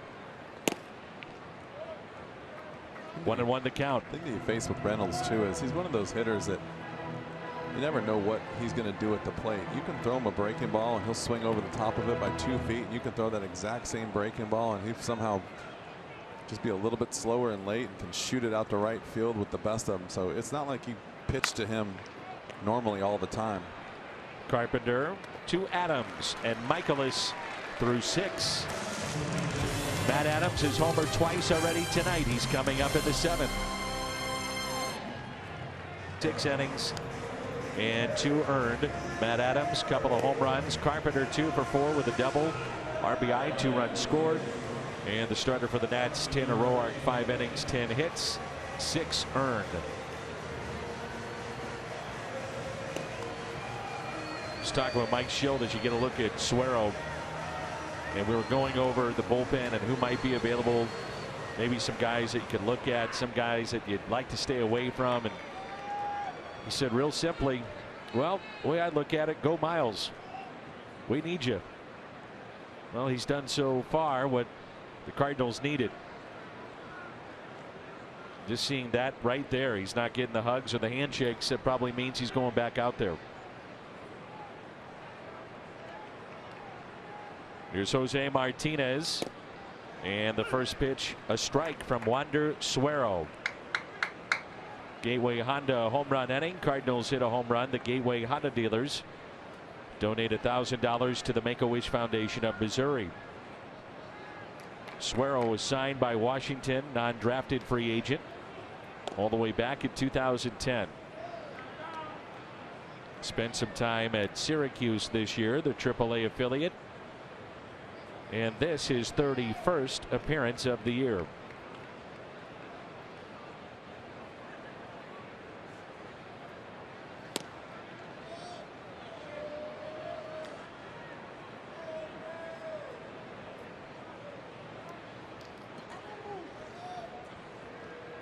That previous pitch was the last couple of days a pitch that Martinez would chase. Definitely he has been struggling with his strike zone. And I also has taken a lot of pitches for strikes, which has put him behind, and then he was almost forcing himself to chase some of those pitches. But normally when he's going good, if he takes a strike, he's really not fazed by it. But lately when you're in between, it really puts a lot of pressure on you. The swing and a miss. The 3-1 delivery. Now a full count.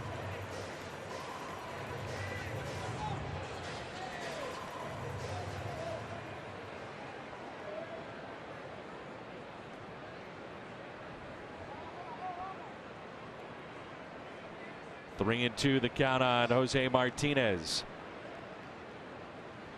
And Martinez lifts a fly ball into right. Catch made by Adam Eaton for out number 1. It's already been a big night for Big City. First time up, a 3-run homer. And then a long one. He's now up to 20 this season. Be nice to see him get another one. 2 for 3 on the night. And a ground ball slowly hit to the right side. It's a kind of game, though, Jimmy, that you were talking about where now you feel part of it. You're contributing. And if the club holds on, you're a big reason why the team wins this game tonight. Yeah, that's what you really want to. All you want to do is just really get in the mix. The good news is he's got a lot of friends in that clubhouse, so it's not strange to him, but you still want to help out on the field. And like I said, that first home run that he hit tonight is a big, big home run for him. Marcell Ozuna 3 for 3 with 3 singles. Twice to left, once to right. There's ball 1. Multi-home run game by 2 different players in consecutive games. Hasn't happened since 2010 for the Cardinals. A ball and a strike. And I know Matt has put a lot of pressure on himself to fit in, to be a part of the club, to contribute. Can't emphasize it enough how much he enjoys being back in St. Louis.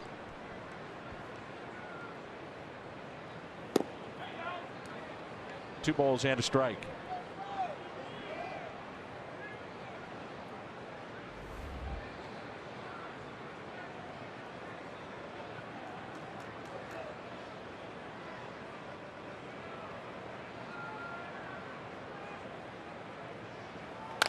And he's 4 for 4 tonight. 4 singles hit by Marcell Ozuna.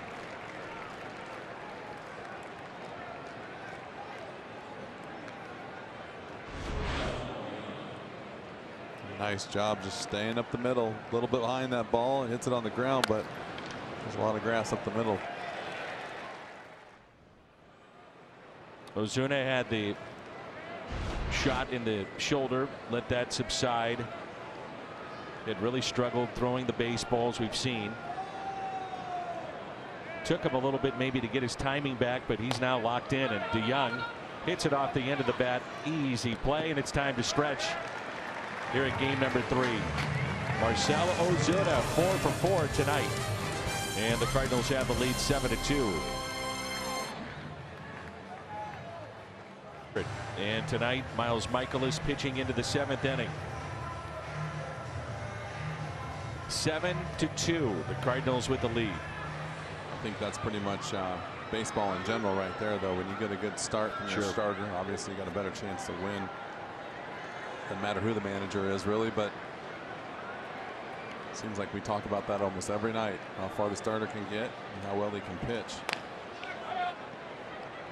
Ground ball off the bat of Eaton, and we're underway in the home half of the 7th. Michaelis has allowed 10 hits, but the Nationals have left 7 on. Patrick Wisdom takes over at third base. Carpenter shifting from third to first. Ground ball, DeYoung to his left, and he makes the play for the first out. That all-important first out. 98 pitches for Miles Michaelis tonight. Here's Trey Turner. Reached on an air, infield hit, and a line out. 1 for 3.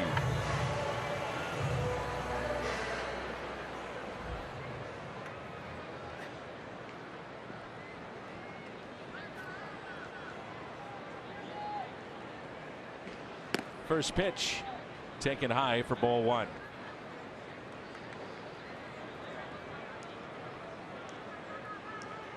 Another factor of tonight would be, there's a strike, and he missed it again. Lord.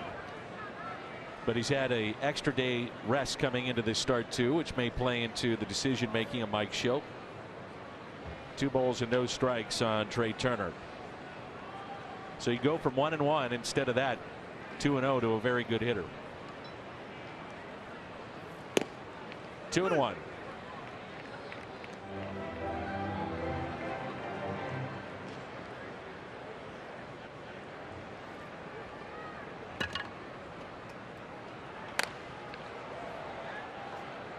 Right field. Martinez and the catch. TD Ameritrade teaming up with the Cardinals to bring fans $6 tickets. Cardinals host the Pirates September 10th through the 12th. And get your $6 TD Ameritrade tickets now at cardinals.com/TDA. So 2 outs and nobody on. Dakota Hudson throwing in the Cardinals pen. Pitch count 102 for Michaelis, and here's Bryce Harper. You know, it's interesting. I heard a story one time about talking about how obviously being behind the plate for an umpire isn't easy, but it was interesting that I heard someone say, I could see him missing a pitch off the plate that runs back, calling a ball a strike, but you should never call a strike a ball. Think about that for a second. I'm thinking. You get frustrated up here. I watch you. These umpires. Well, first of all, I don't think that, and I go with that motto right there as far as, like I said, I can see balls off the plate that they're going to run and they're going to move and there's going to be balls that are going to break around the plate. But when you throw a ball inside that box, clearly inside that box, and I'm not talking about on the edges, it is hard for me to believe that ball inside that box is a ball. Base hit to left by Harper. Season high in pitches, by the way, 109 for Miles Michaelis. He's at 105. Third hit for Harper tonight. And the reason being why is because I believe that's my guy out there on the mound working his tail off, and you're literally just taking pitches away from him.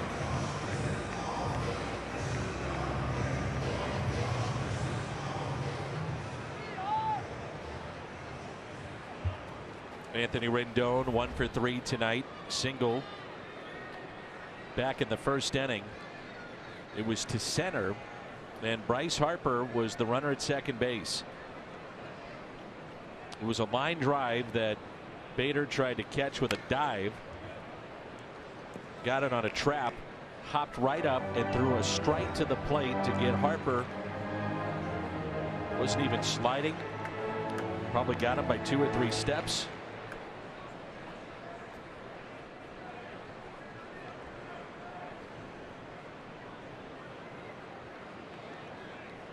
Two outs and a runner at first. The 0-1 pitch. Fly ball lifted out to deep left. Ozuna back. It's over his head and off the wall. Harper to third. He'll stop there, and Rendon sliding into second base. And you wonder now if Mike Schill will go to his bullpen. Juan Soto coming up.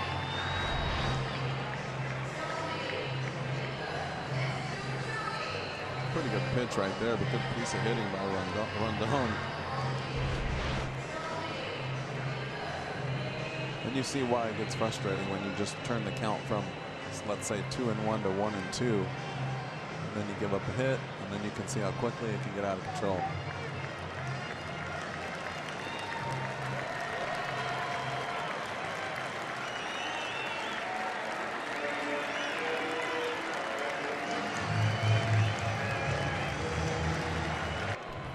Cardinals looking at Hudson more as a guy that can clean up an inning than go with length more than likely tonight. We'll see how it plays out. Our Chevy called to the pen. 18th appearance for Dakota. And he'll get Soto here.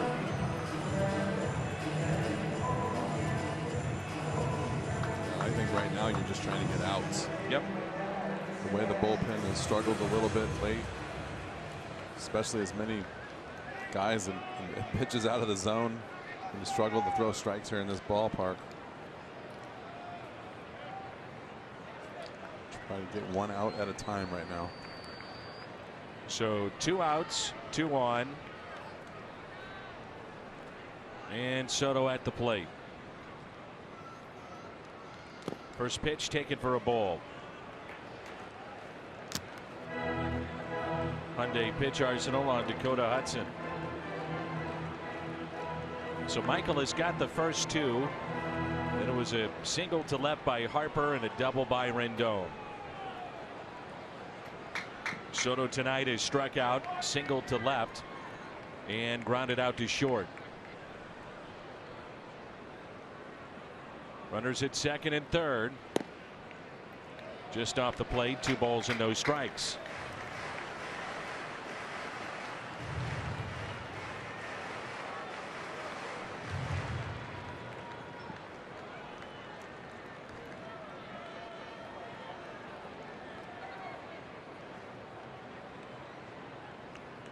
The 2-0 pitch. 3-0. Ryan Zimmerman at the on deck circle. 3-0 the count.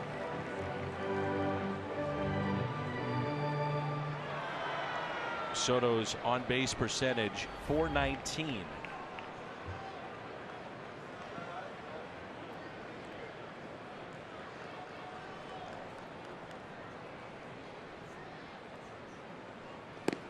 And now he draws a walk, and the bases are loaded.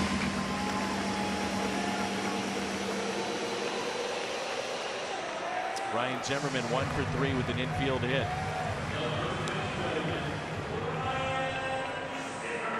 think the thing right now too, I think if you really look at this game and the way things have been going, it really concerns me there's no one up in the bullpen. First of all, I think that we noticed a little bit, and we were told also from the truck that this young man didn't throw hardly any strikes during warm-ups, and then not even close in the pitches to Soto. So there's got to be somebody paying attention out there, knowing that that's an issue. You cannot afford to give this game away. Not right now, and not in this pennant chase.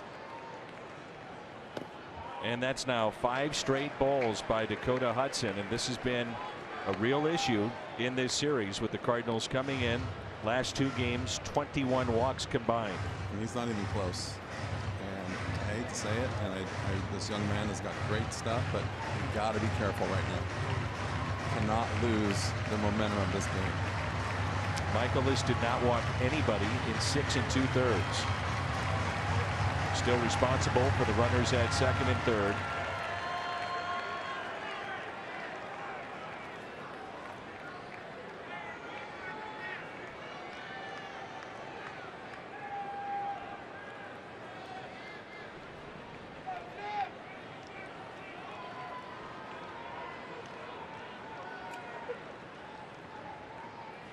Up and in. 2 balls and no strikes.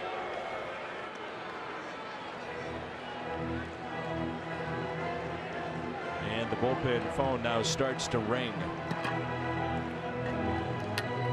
6 straight balls by Dakota Hudson.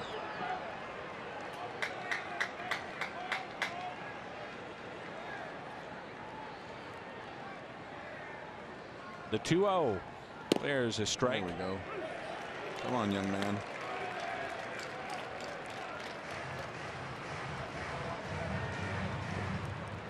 You can only tell them relievers when they come out of the bullpen with the big lead, see how far they can hit it so many times before you start running into a situation where one big swing is a tie game. 2-1 pitch. Just off the plate, 3-1.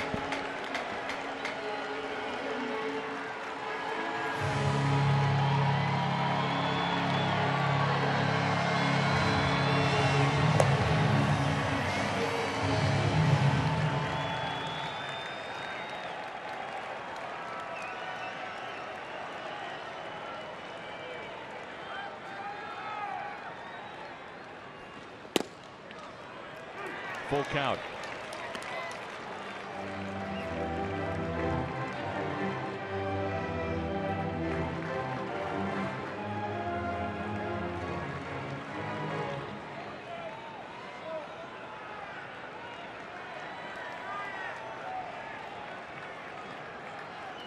Hudson trying to send us to the 8th.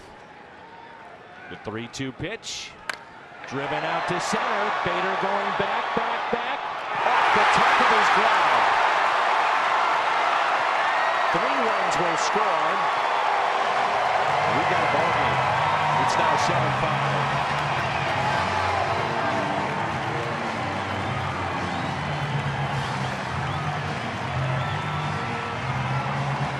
Tying run will come to the plate.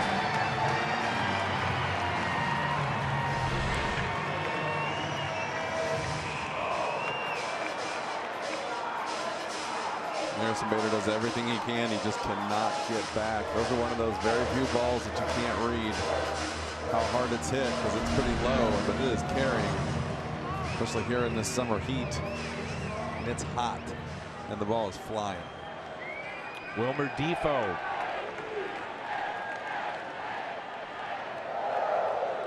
(7-5) our score. And Defoe into center field with a base hit. Charging hard, Bader. His throw to the plate is not in time. Zimmerman scores. And it's now 7-6 on a strike from Bader to the plate.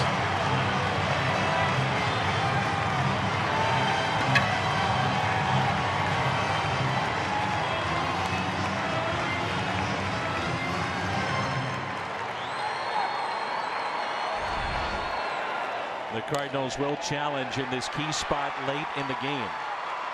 Harrison Bader has to go maybe just a few too many steps to his left. This play right here is pretty dang close.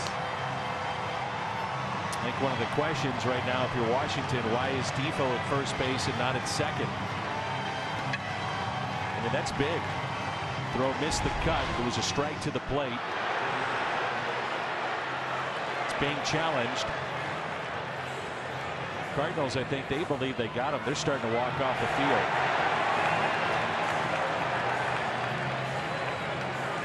I don't think they're going to overturn that one, Dan. But Defoe going back to base running. He's not at second base. That could be really big in this game. And something may not be right with Harrison Bader as the medical team is out to check on the Cardinals center fielder. It's Chris Conroy. I think he jammed his foot into the wall. He was limping after that play before.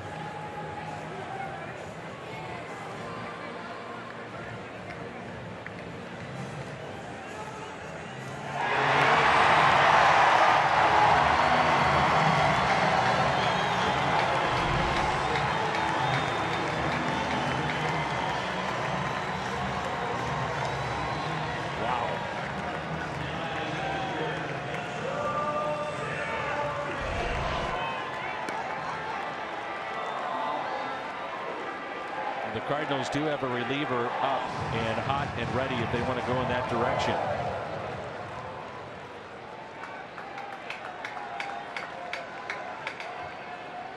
Seven to 6 our score. Carlos Martinez standing on the mound right now, currently in the bullpen. Here's Pedro Severino.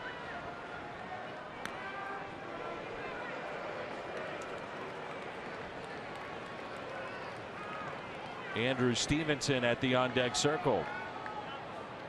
Are you with me on Defoe not being at second base? Do you agree? Yeah, 100%. I'm also maybe questioning maybe Dakota Hudson still being in this game right now. Like I said, you can only allow so many guys on base in these situations here at the end of the season. And the first pitch, a ball. Hudson had a walk, then a double and a single. Tying run at first base, go ahead run at the plate.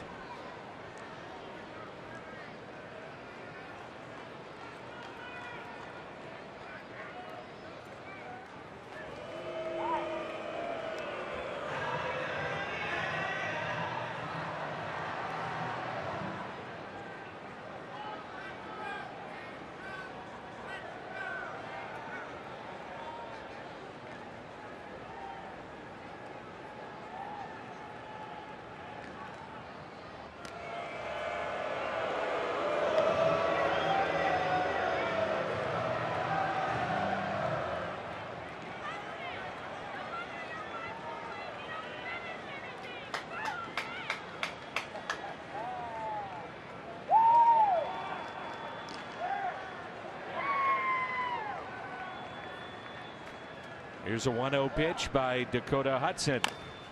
And a foul ball. Severino with 2 home runs hit this year. The Cubs a 4-1 lead. That's in the top of the 5th over Milwaukee.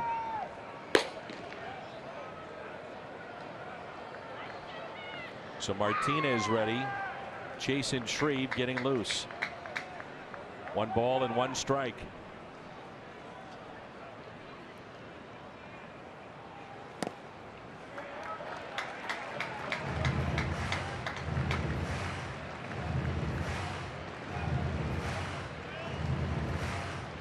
Some uncomfortable moments right now for the Cardinals.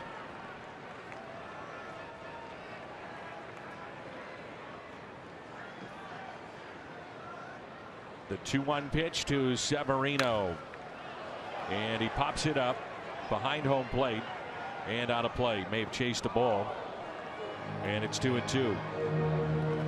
You see Hudson not quite as sharp as we've grown accustomed to seeing him, and he might be pitching on fumes right now.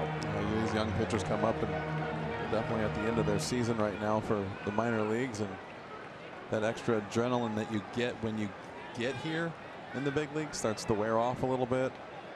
Make it tough come down the stretch here and the very end of the year.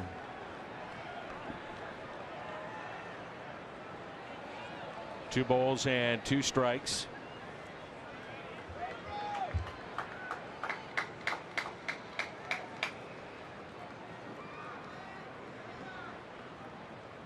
And the throw over.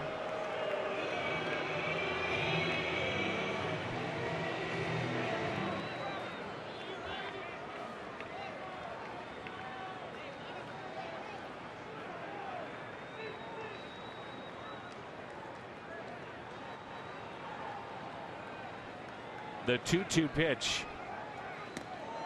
And now Defoe to second base in a ball that gets through.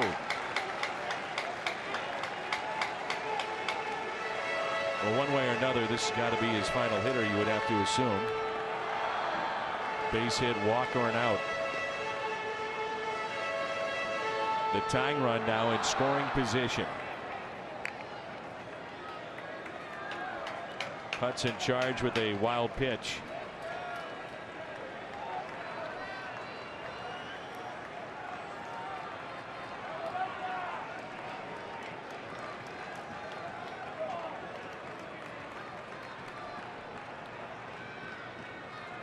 A 3-2 pitch.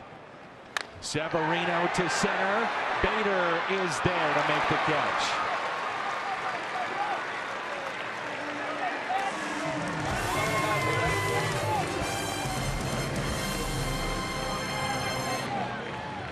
Fourth really all series long, and the Cardinals clearly have had their issues with their bullpen. And the question now would be, Mike Schilt, where does he go to get the final 6 outs? This is Suero in his second inning of work. Carlos Martinez could be somebody that you go beyond 1 inning with. You're unsure about the availability of both Norris and Hicks. Hudson, you have to assume that his night is through. So we'll see how it plays out. Here's Yadier Molina. 7-6.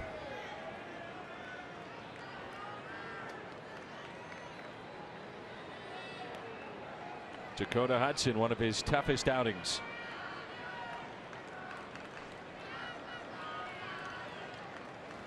And the first pitch is strike 2, Yadier Molina.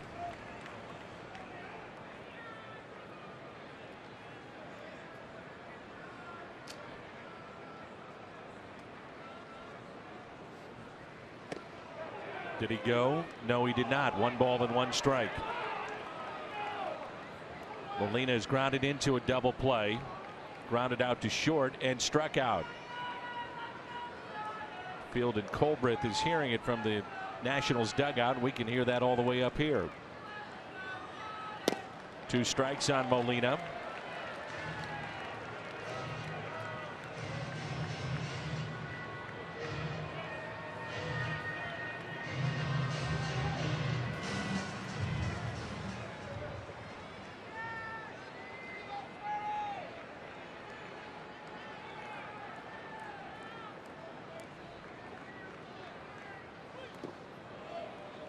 Cardinals still will have to go through Bryce Harper, Rendon, and Soto before this game is through. Yeah, and you keep talk about the bullpen, right? And what you do is, if you're the coaching staff, you're looking at your sheet and you're trying to figure out who's really rested, who is ready to come in and pitch 2 innings, and who is really rested. And if you look at the sheet, there's really no one. Their bullpen has thrown a lot of pitches in the last 7 days, and you know, you got to, even a guy like Martinez is probably your best bet right now. He's still thrown 2 out of the last 3 days, but only thrown 8 pitches one day, 16 pitches the next. But you're still talking about a starter who's had to get up a number of times in the last 3 days. Everyone else pretty much been in the game, like I said, 2 out of the last 3 days. And some of those guys have thrown a lot of pitches. 2-2. Pulled foul by Molina.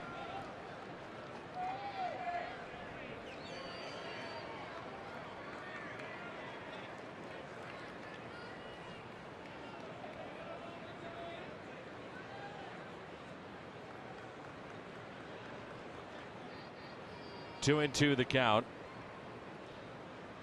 And Molina drives it out to left, and that's a leadoff base hit.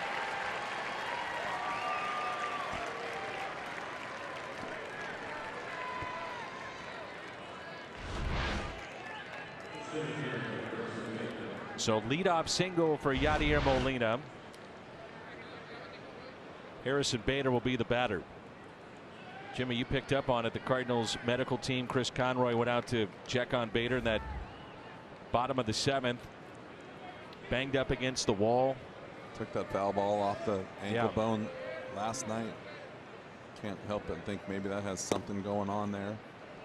And he's been all over the field this week too. We've been talking with the training staff, and they've been trying to pick people's brains about where guys are at this time of the year and what is the most taxing on their legs. And you look at Harrison Bader, and he is taxing every night. Molina running, and the quick tag, and they got him.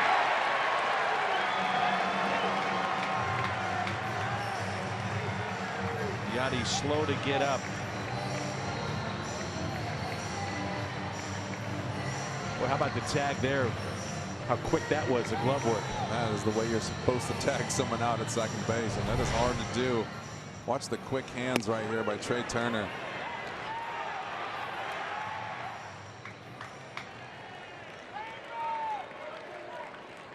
It was amazing.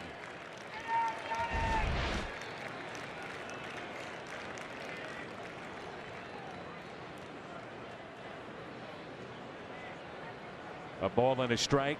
Harrison Bader inside, 2-1. It's Chris Conroy there. One of the trainers for the Cardinals is going to make sure Molina's all right. He went into that bag very, very hard too. 2-2. Boy, sometimes you'll see a guy, as you know, Jimmy, they slide into that bag. The bag has no give. They jam their leg, their fingers, their hand. May have happened there with Yadier Molina.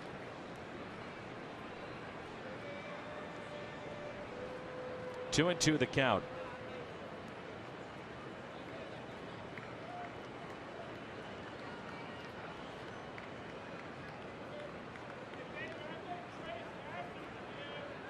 Worry about the hamstring too in a hot night. And Bader hit by a pitch.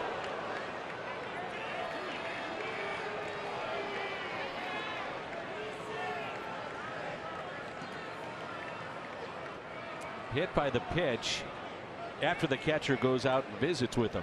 It's never a good look. Oh, it was a cutter or a slider that got away from him, but still, this doesn't feel good. And I feel like the Cardinals are getting beat up right now as far as just with this heat and the extra effort around the bases. Bader with the foul ball off the foot, then into the wall, and now hit by a pitch. Yadi sliding in the second. I want to get this one over as quick as possible. There's Jairo Munoz. He's homered tonight. Greg Garcia has moved to the on deck circle. And Bader back in barely. Yeah, I was going to say you might see him stealing second right here.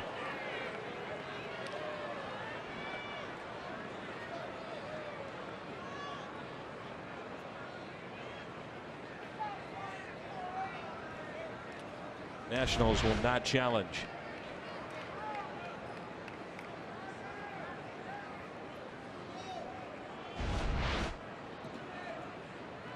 Left-handed first baseman.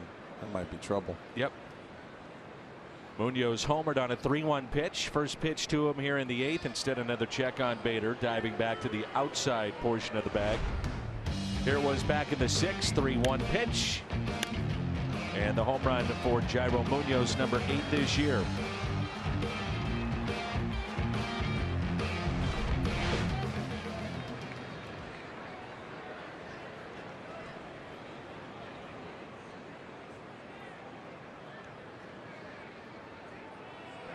Even bigger lead that time by Bader.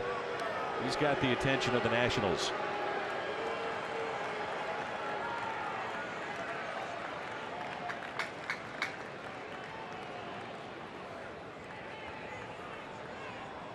I'd like to see Munoz maybe just try and hit one, not try and hit one, but get a fastball away and really push one over to right field.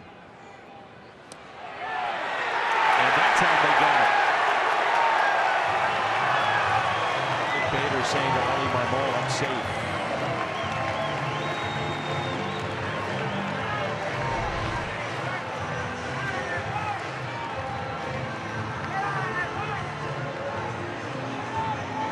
He's back in there, don't you?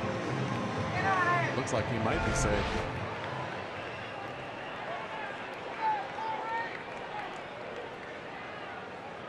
And the Cardinals will ask for the review.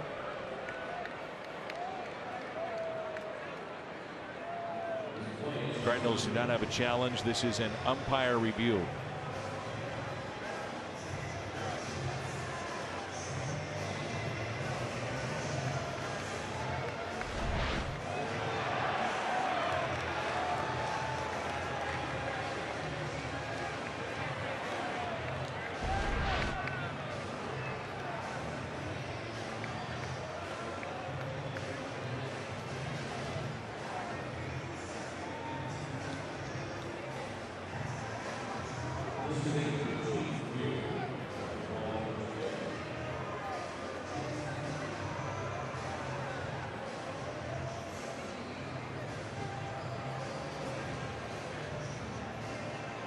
Another look here at Bader going back to the bag at first base.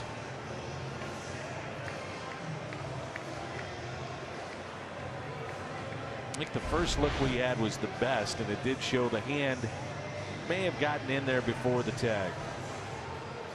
Very, very close. This view right here.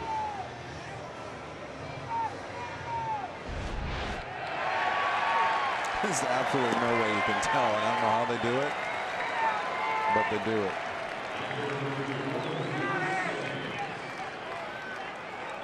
So they throw over 4 times and then they get Bader. So now there's 2 outs.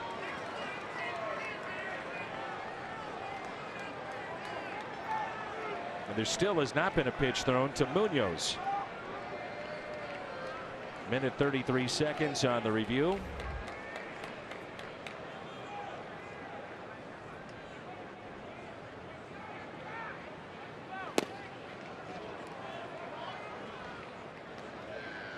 Nationals will have a pinch hitter, Eaton and Turner, coming up. If anybody can reach, then Bryce Harper.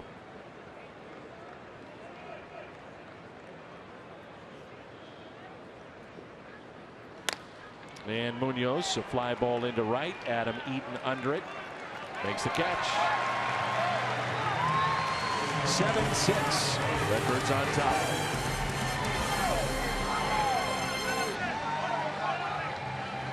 Lead for the Cardinals, 7-6, game 3. And the Cardinals have Francisco Pena taking over behind the plate, so Molina out. Carlos Martinez on the mound, and our Chevy called to the pen. You're concerned right now certainly with Yadier Molina sliding hard into the bag at second base. Got up, was limping towards the dugout.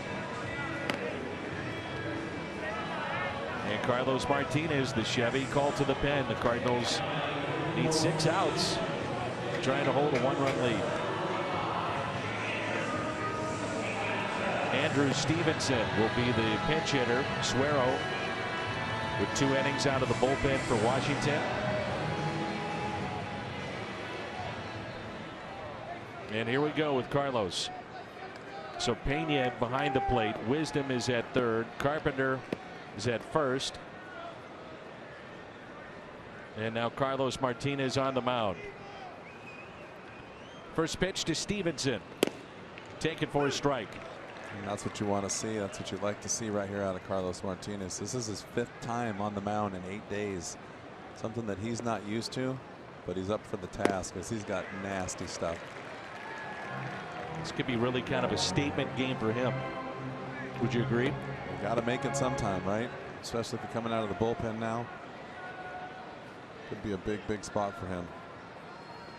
0-2 taken a little bit low, but I like to see that too. 98 on the gun. So velocity's been right around 94 to 95. Haven't seen a lot of 98. Struck him out, and that's how we start the home half of the 8th.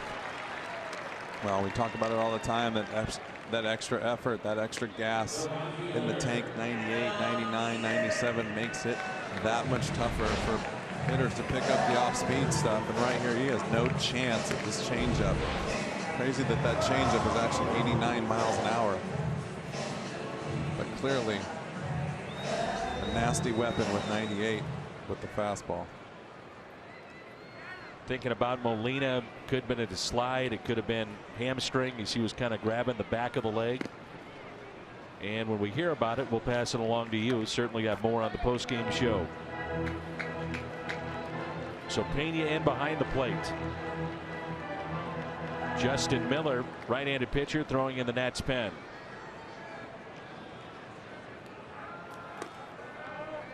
Be big to have a 1-2-3 inning and have Harper come up with nobody on. Due up 4th in this inning.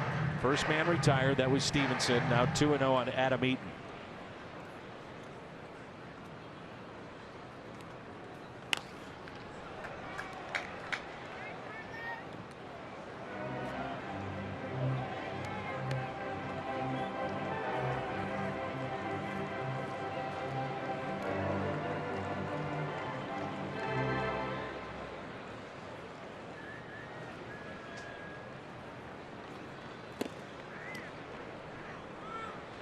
Three and one the count.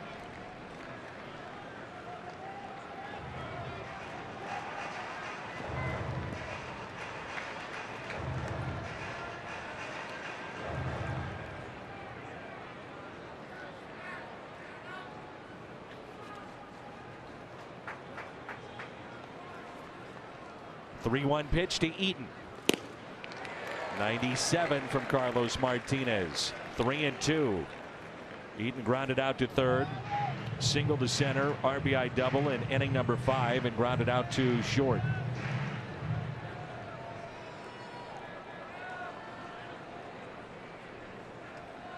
A 3-2 pitch by Martinez, and a ground ball base hit into right.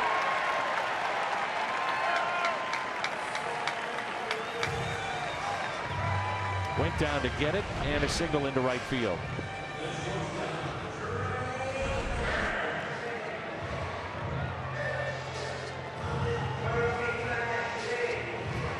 Trey Turner is lined out, picked up an infield hit, reached on an error, and also flied to right.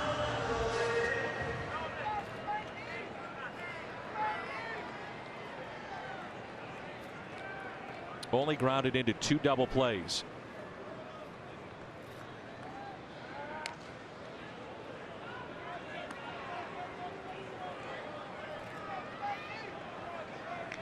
Crowd tonight 22,124. 22124. Did you read that wrong? I just read the numbers they give me. Someone didn't add very well.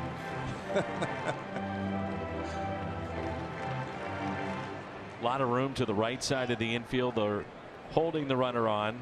Munoz near the bag at second. Wisdom guarding the line. Outfield is straight away. 1-0 pitch to Turner instead of check again on the runner at first. Adam Eaton. He has 6 stolen bases this year.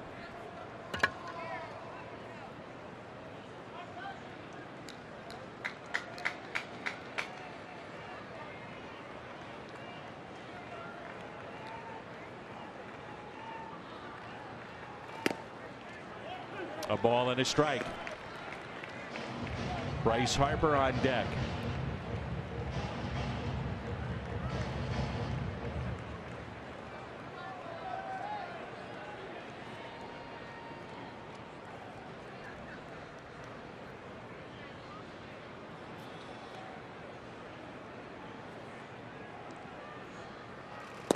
Boy, that's nasty right there. Had him backing up.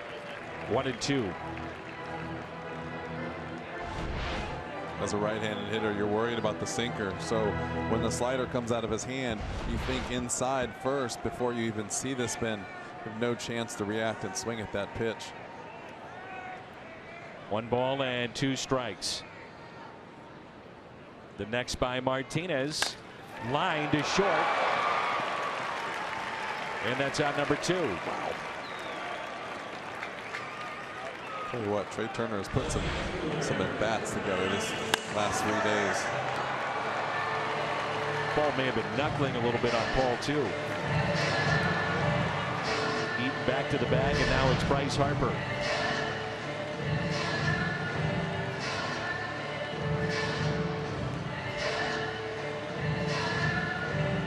Harper tied the game Labor Day with a home run in the bottom of the 9th and then won it in the 10th.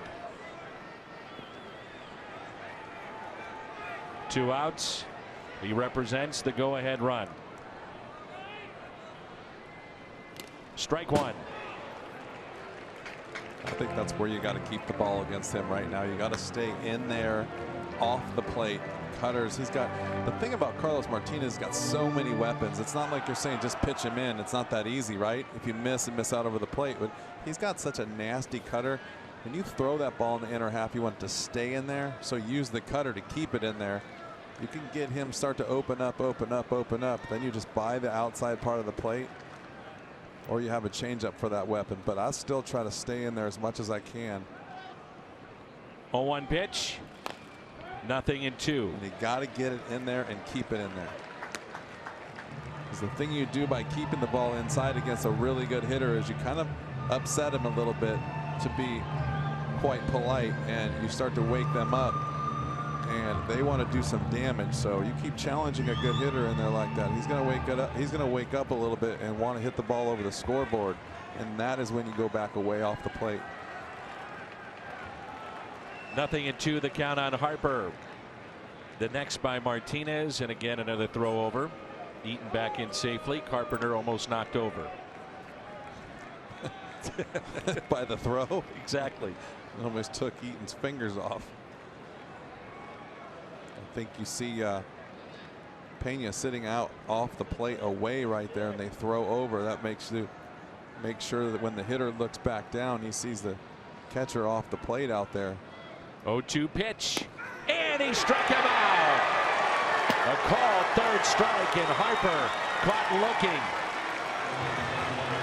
The Nationals strand a runner. The reaction of Martinez. 7-6 as we head to the 9th. Justin Miller, the right-hander. Our Chevy called to the pen. Well, it's a big out to get Harper looking on that called 3rd strike. I mean, that's we've been talking all year long about having ace stuff. That is Carlos Martinez at his finest. He made 2 great pitches to set him up in there off the plate, and then backdoor with the same pitch. I mean, you look up there on the scoreboard and see 98, and you walk in there and that's what you're thinking, and you get cutter, and backdoor slider. You got no chance. There's Francisco Pena. First pitch is strike.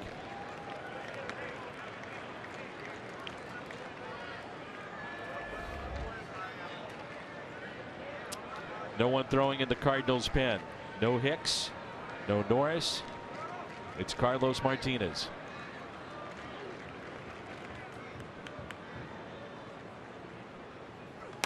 That's line foul.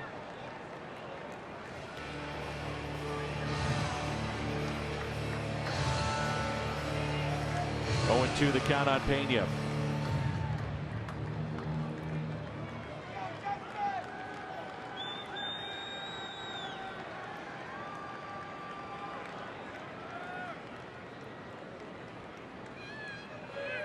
And the 0-2 is a single into center field on that 0-2 pitch. And Pena is aboard. Looked like he tried to quick pitch right there, and that ball went right back between his legs. Want to buy or sell tickets at the last minute? Get the StubHub app and you can grab 100% MLB verified tickets up until the first pitch. Sell your extras to another fan. Get the StubHub app today. StubHub, an official partner of the Cardinals.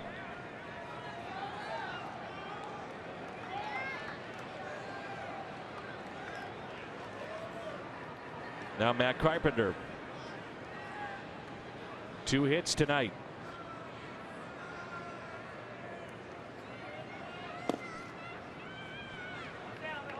Word on Yadier Molina.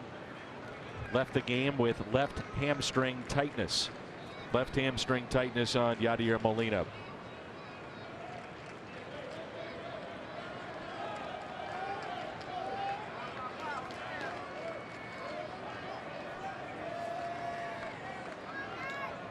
Two balls and no strikes on Carpenter.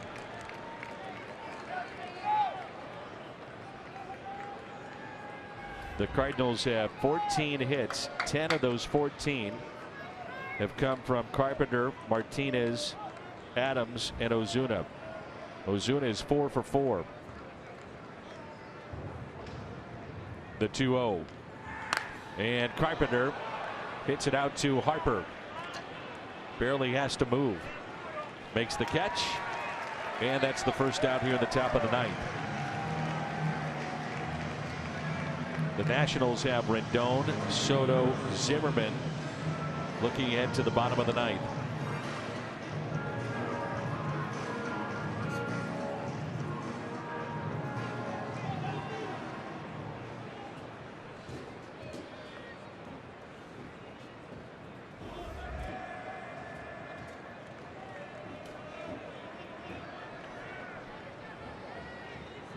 Jose Martinez, 2 hits tonight, run scored and a run batted in.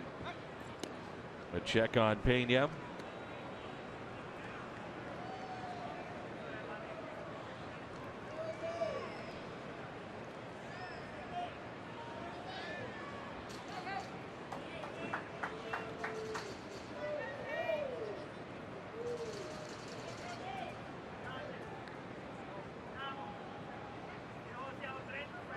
Martinez, a liner into center field. Harper won't get there.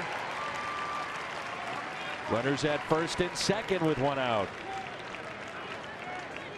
The 3-hit night for Jose Martinez.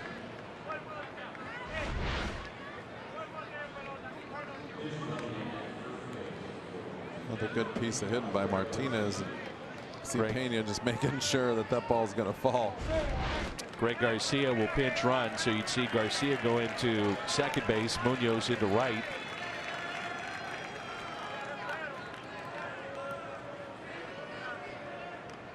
The 3-hit night for Martinez.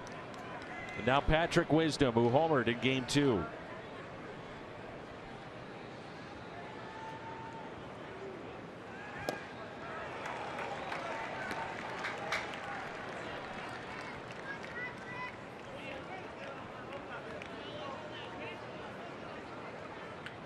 Young hitter, Wisdom gets a lot of those breaking balls, doesn't he?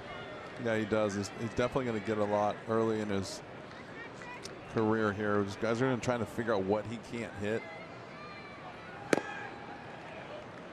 then he's going to learn the more bats he gets, like we talk about what not to swing at. He's already got a great approach at the plate. He's very calm. Just got to wait for his pitch. Don't get too excited by the situations that you get put in, especially late in the game. Just off the plate, 2 balls and a strike. We have noticed that the Nationals play very deep with their outfield. which could be a big factor when you think about the speed of Pena coming into play on a single. Especially the way they've been charging the ball also. Not a whole lot of urgency going on out there. 2-2. Marcell Ozuna on deck.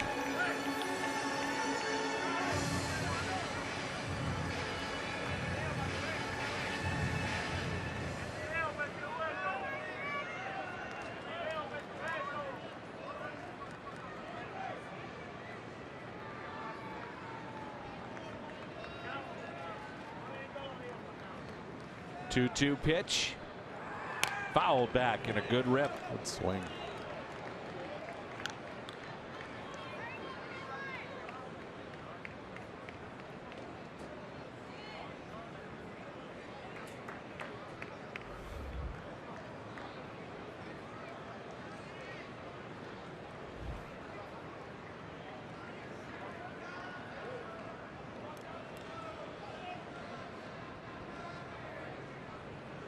They're in the bottom of the 6th. The Cubs lead the Brewers 6-2.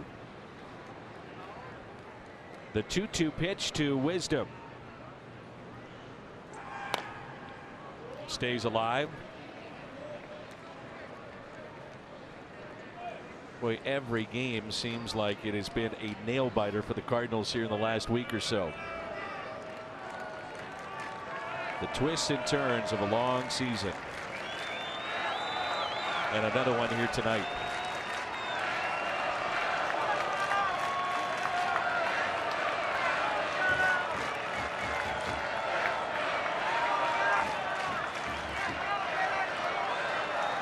Two-two pitch instead of check. I'm wondering if Pena just increased some speed over the last couple of weeks, but they're sure keeping an eye on him. A little worried, aren't they? Yeah, scouting report might be a little off. He's trying to keep him close. Base hit could give the Cardinals a 2-run lead. The 2-2 pitch. Fouled back again. Miller may have gotten away with that one. Good swings right there by Patrick. Yeah, and then looking at the secondary lead of Pena, it looks to me, Jimmy, he could get a bigger lead once the pitch is coming to the plate. He's still playing it close to the vest. And yeah, I think he's, still one out, probably trying not to get doubled up on a line drive. Definitely with 2 outs, you're just definitely going to have to get off the bag and got to score on a base hit. So 1 out, I could see maybe not being as aggressive, but you still want to get a good jump. The 2-2. Just off the plate. CB Buckner is hearing it all night from both sides.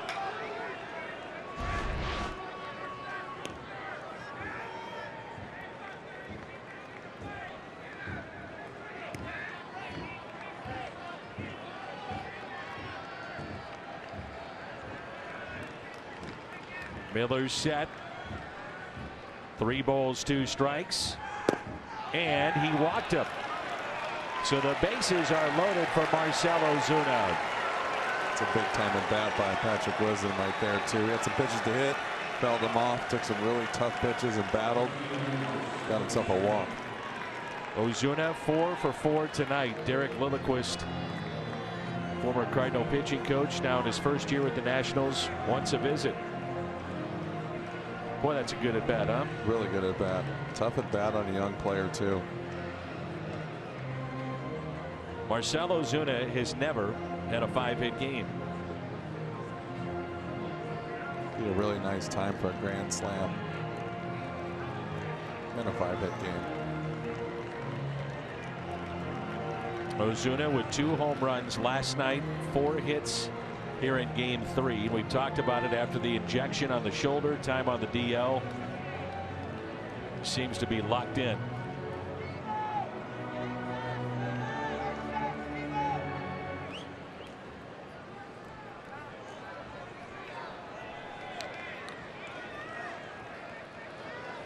Marcell Ozuna with the bases loaded.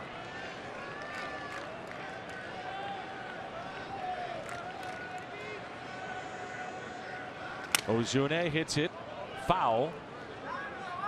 May have broken his bat.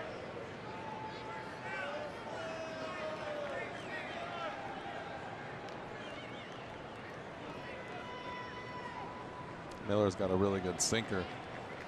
Tell right away that they're going to try and go in off the plate with Ozuna. Hopefully open up that slider away. But this is what we're talking about too. You know, what I was saying was, you know, a guy's got a good sinker. You don't go look for that sinker. You try to make the ball be up and out over the plate, and you still try to stay up the middle. If the ball's inside, you're not going to hit it. So you got to try and not swing at it. 0-1 pitch. Ozuna with a fly ball into right. Pena, your runner at third. The catch is made. And Eaton's throw, a strike to the plate. And that is a big, big out, number 2.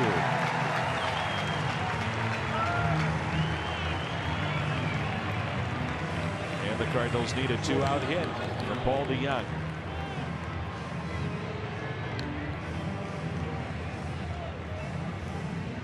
Remember last night, Paul DeJong, a pitch that was up, put it in the seats in right.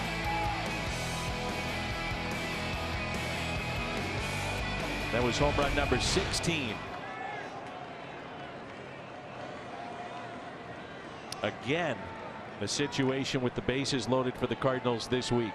Is that the third time? Maybe not the fourth. Twice the Cardinals with the bases loaded, nobody out, did not score. In this case, bases loaded, 1 out. The fly out by Ozuna. Let's see what DeJong can do. He's hitless tonight.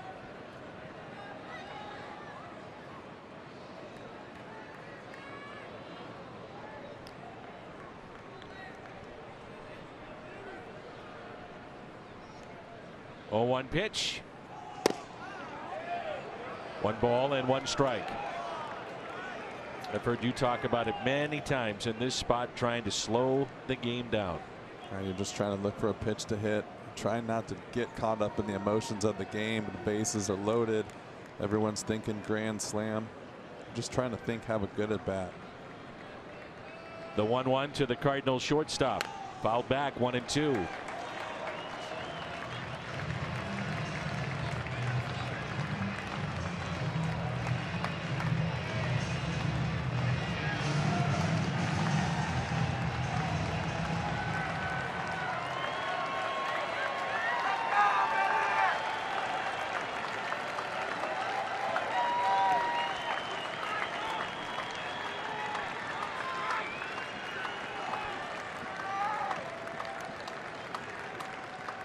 The 1-2 pitch. And DeJong sends it in the gap into right center field. Eaton, though, is over and makes the catch. Miller out of the jam, and it stays a 1-run St. Louis lead. Mile-an-hour cutter. Another 96-mile-an-hour cutter. And watch this backdoor slider right here. 87-mile-an-hour on the black. You cannot draw it up any better than that. 15 hits aside, 7-6 the score. Carlos Martinez in his second inning of work.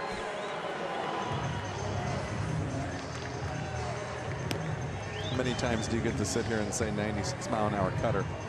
Not often. He's so special. Then again, I never thought I'd say a 102-mile-an-hour sinker. Jordan Hicks.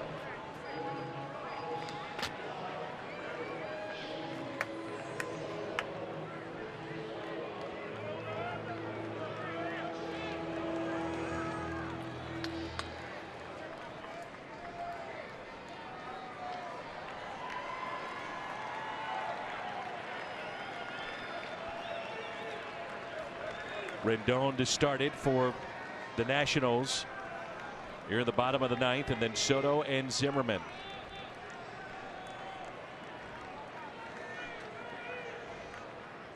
First pitch swung on and missed, 95, little up in the zone.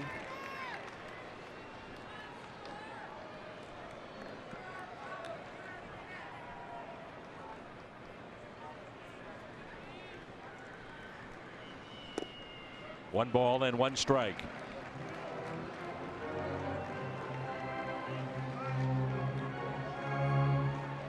Three for 9. Pair of doubles against Carlos Martinez. The 1-1 pitch. 2-1.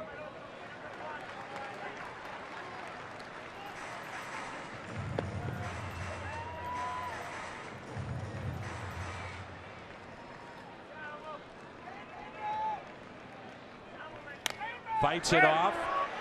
Garcia can't get there. Drops in for a hit. And the tying run is aboard.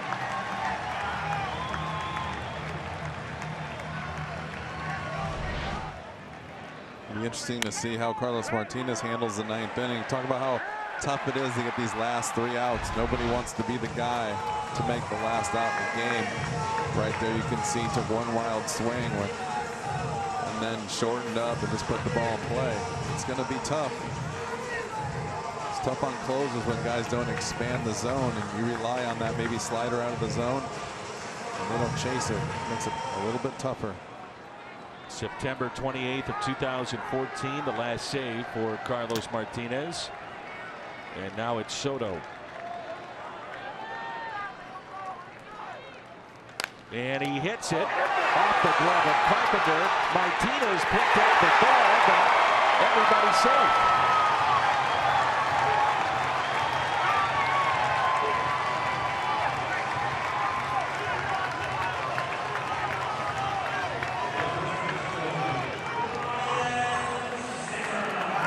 This ball was hit off the bat. I don't even know how that ball bounced back, but I thought Martinez still had a shot getting it here. Been close. Such a great athlete. I did too. I think it surprised himself when he picked up that ball and didn't really know where he was. But like I said, this is going to be a tough test right here. It's an error on Carpenter, his second in the ball game. Runners at first and second, nobody out. And Ryan Zimmerman will be the batter. Zimmerman, a key hit in this game with the bases loaded over Harrison Bader at center. That scored 3 runs.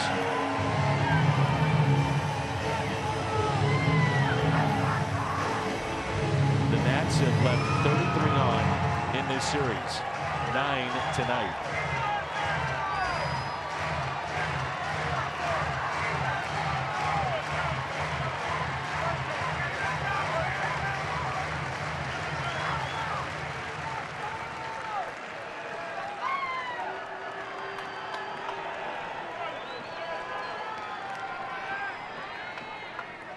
And the first pitch. Take it for a ball.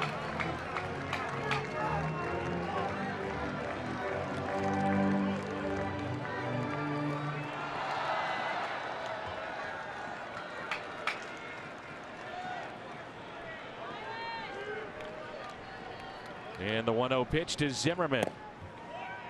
A ball inside, 2-0.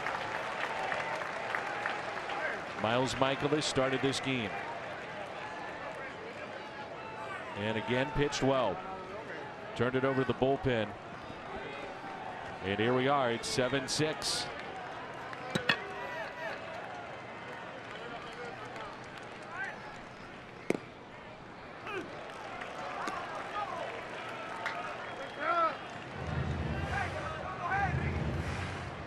Zimmerman, if you're wondering, is grounded into 9 double plays. How many triple plays? Because that's what I'm wondering.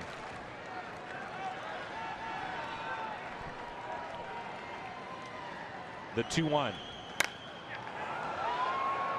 2-2. He's another one of these guys that just can hit the ball all over the ballpark for a home run. And just saying, you got to get the ball down against him or make some really good pitches, make a mistake up in the zone, and he can hit it from line to line.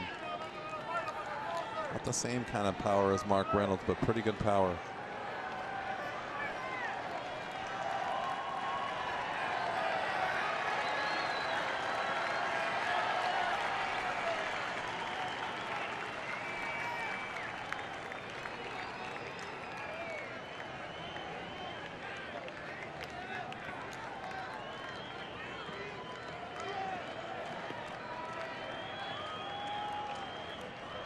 The 2-2 pitch.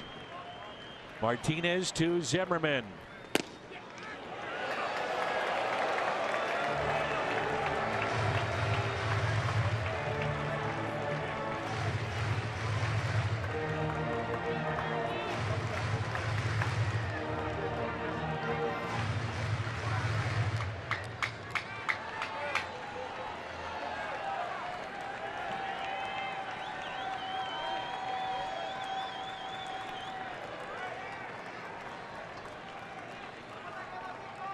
3-2, and he struck him out. Zimmerman looking for something else. Yeah, definitely. That's a backup slider right there that he got lucky that it stayed in the zone. This pitch is supposed to break, and it doesn't. It's a little dip right there at the end, and he's no way he's looking for that pitch right there. He's looking fastball out over the plate. Just froze him right there pretty good. Pretty gutsy pitch.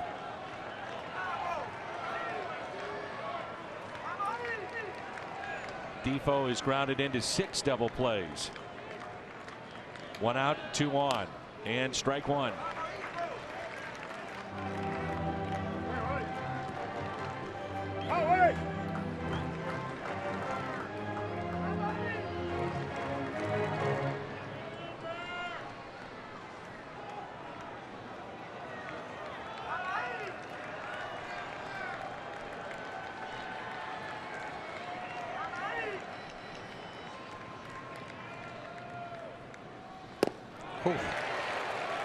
Almost couldn't catch it. That's a pretty good cutter slider right here. Watch this pitch take off.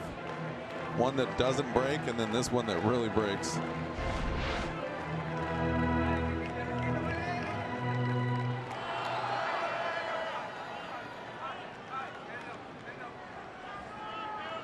Nothing at 2 the count on Wilmer Defoe. Runners at first and second here in the bottom of the 9th. 1 ball and 2 strikes.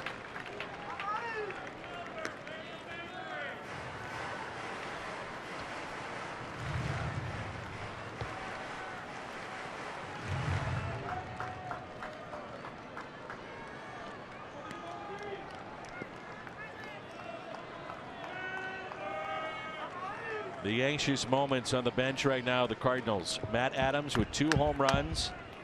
Cardinals jumped out to a big lead. And they're 2 outs away from picking up a series win over the Nationals.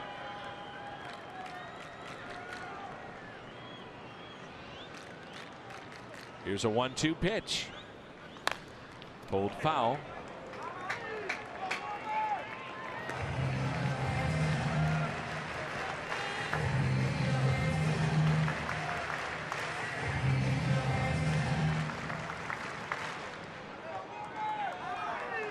Like to see if he can try and finish him up in a way with a fastball. Don't give him anything to react to. Just make him make up his mind and try to chase after something. Some of these little pesky hitters with good bat control wait for the breaking ball to come with 2 strikes and then put it into play. The 1-2 hit the other way, and it's out of play. That's the pitch right there. This is the most that Martinez has thrown since his last start. That was at the end of July. Yeah, we talked about him throwing. This is his 5th day and the last 8, but the most he's thrown is 16 pitches until today. 1 ball and 2 strikes. Martinez to Defoe again. And a fly ball lifted out to center. Bader without number 2.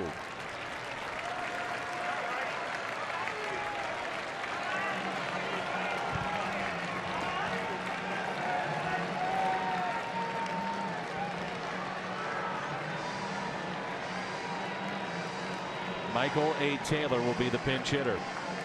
And Adolis Garcia will come in for Marcelo Zuna with 2 outs to go.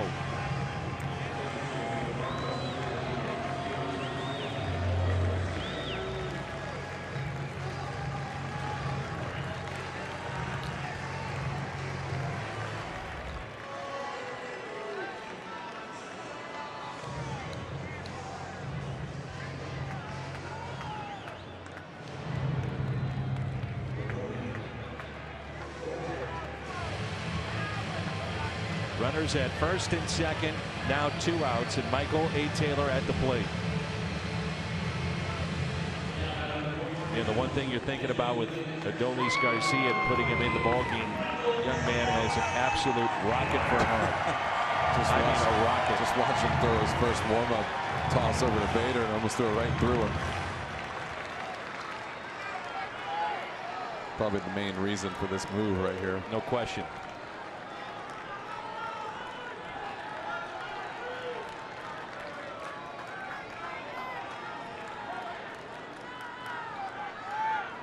Taylor, the final hope now for Washington, trying to extend the ball game. First pitch, ball one.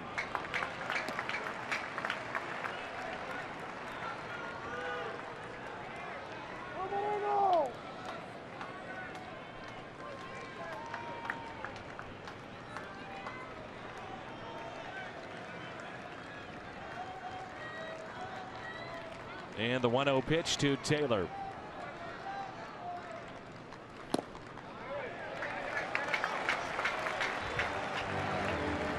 Adrian Sanchez at the on-deck circle.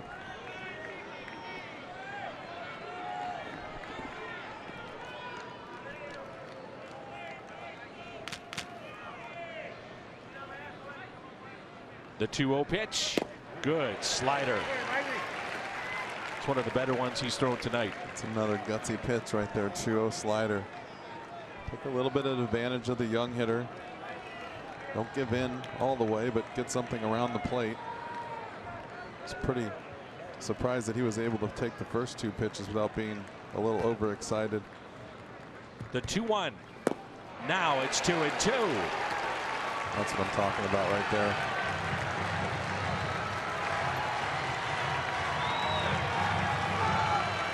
Now he's kind of got him where he wants him. He can go all kind of different directions right here. He can go fastball up, with sinker in, get him to chase a little bit in off the plate.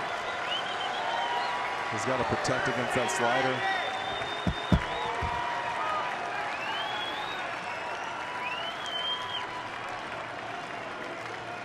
The 2-2 pitch to Taylor.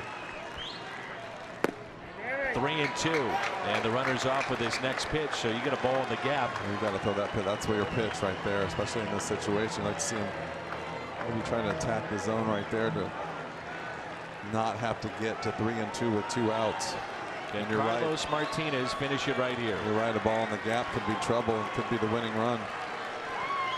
3-2 pitch. He struck him out, and the Cardinals take 2 of 3. Martinez, 2 innings to finish it up. 7-6 the final. That's a nice job by Pena right there. I think he right there took a little bit of advantage of the young hitter. Stayed with the program and the sliders. It's Carlos's best pitch, and nice job right there finishing that off. Oh boy. You ain't kidding. Man, oh man. It's getting interesting. Sure is. Cardinals 78-62 now. Milwaukee in their ball game. They trail by 2 against Chicago. They take 2 of 3. The Cardinals do here in Washington. What a ball game. Post-game show comes your way next.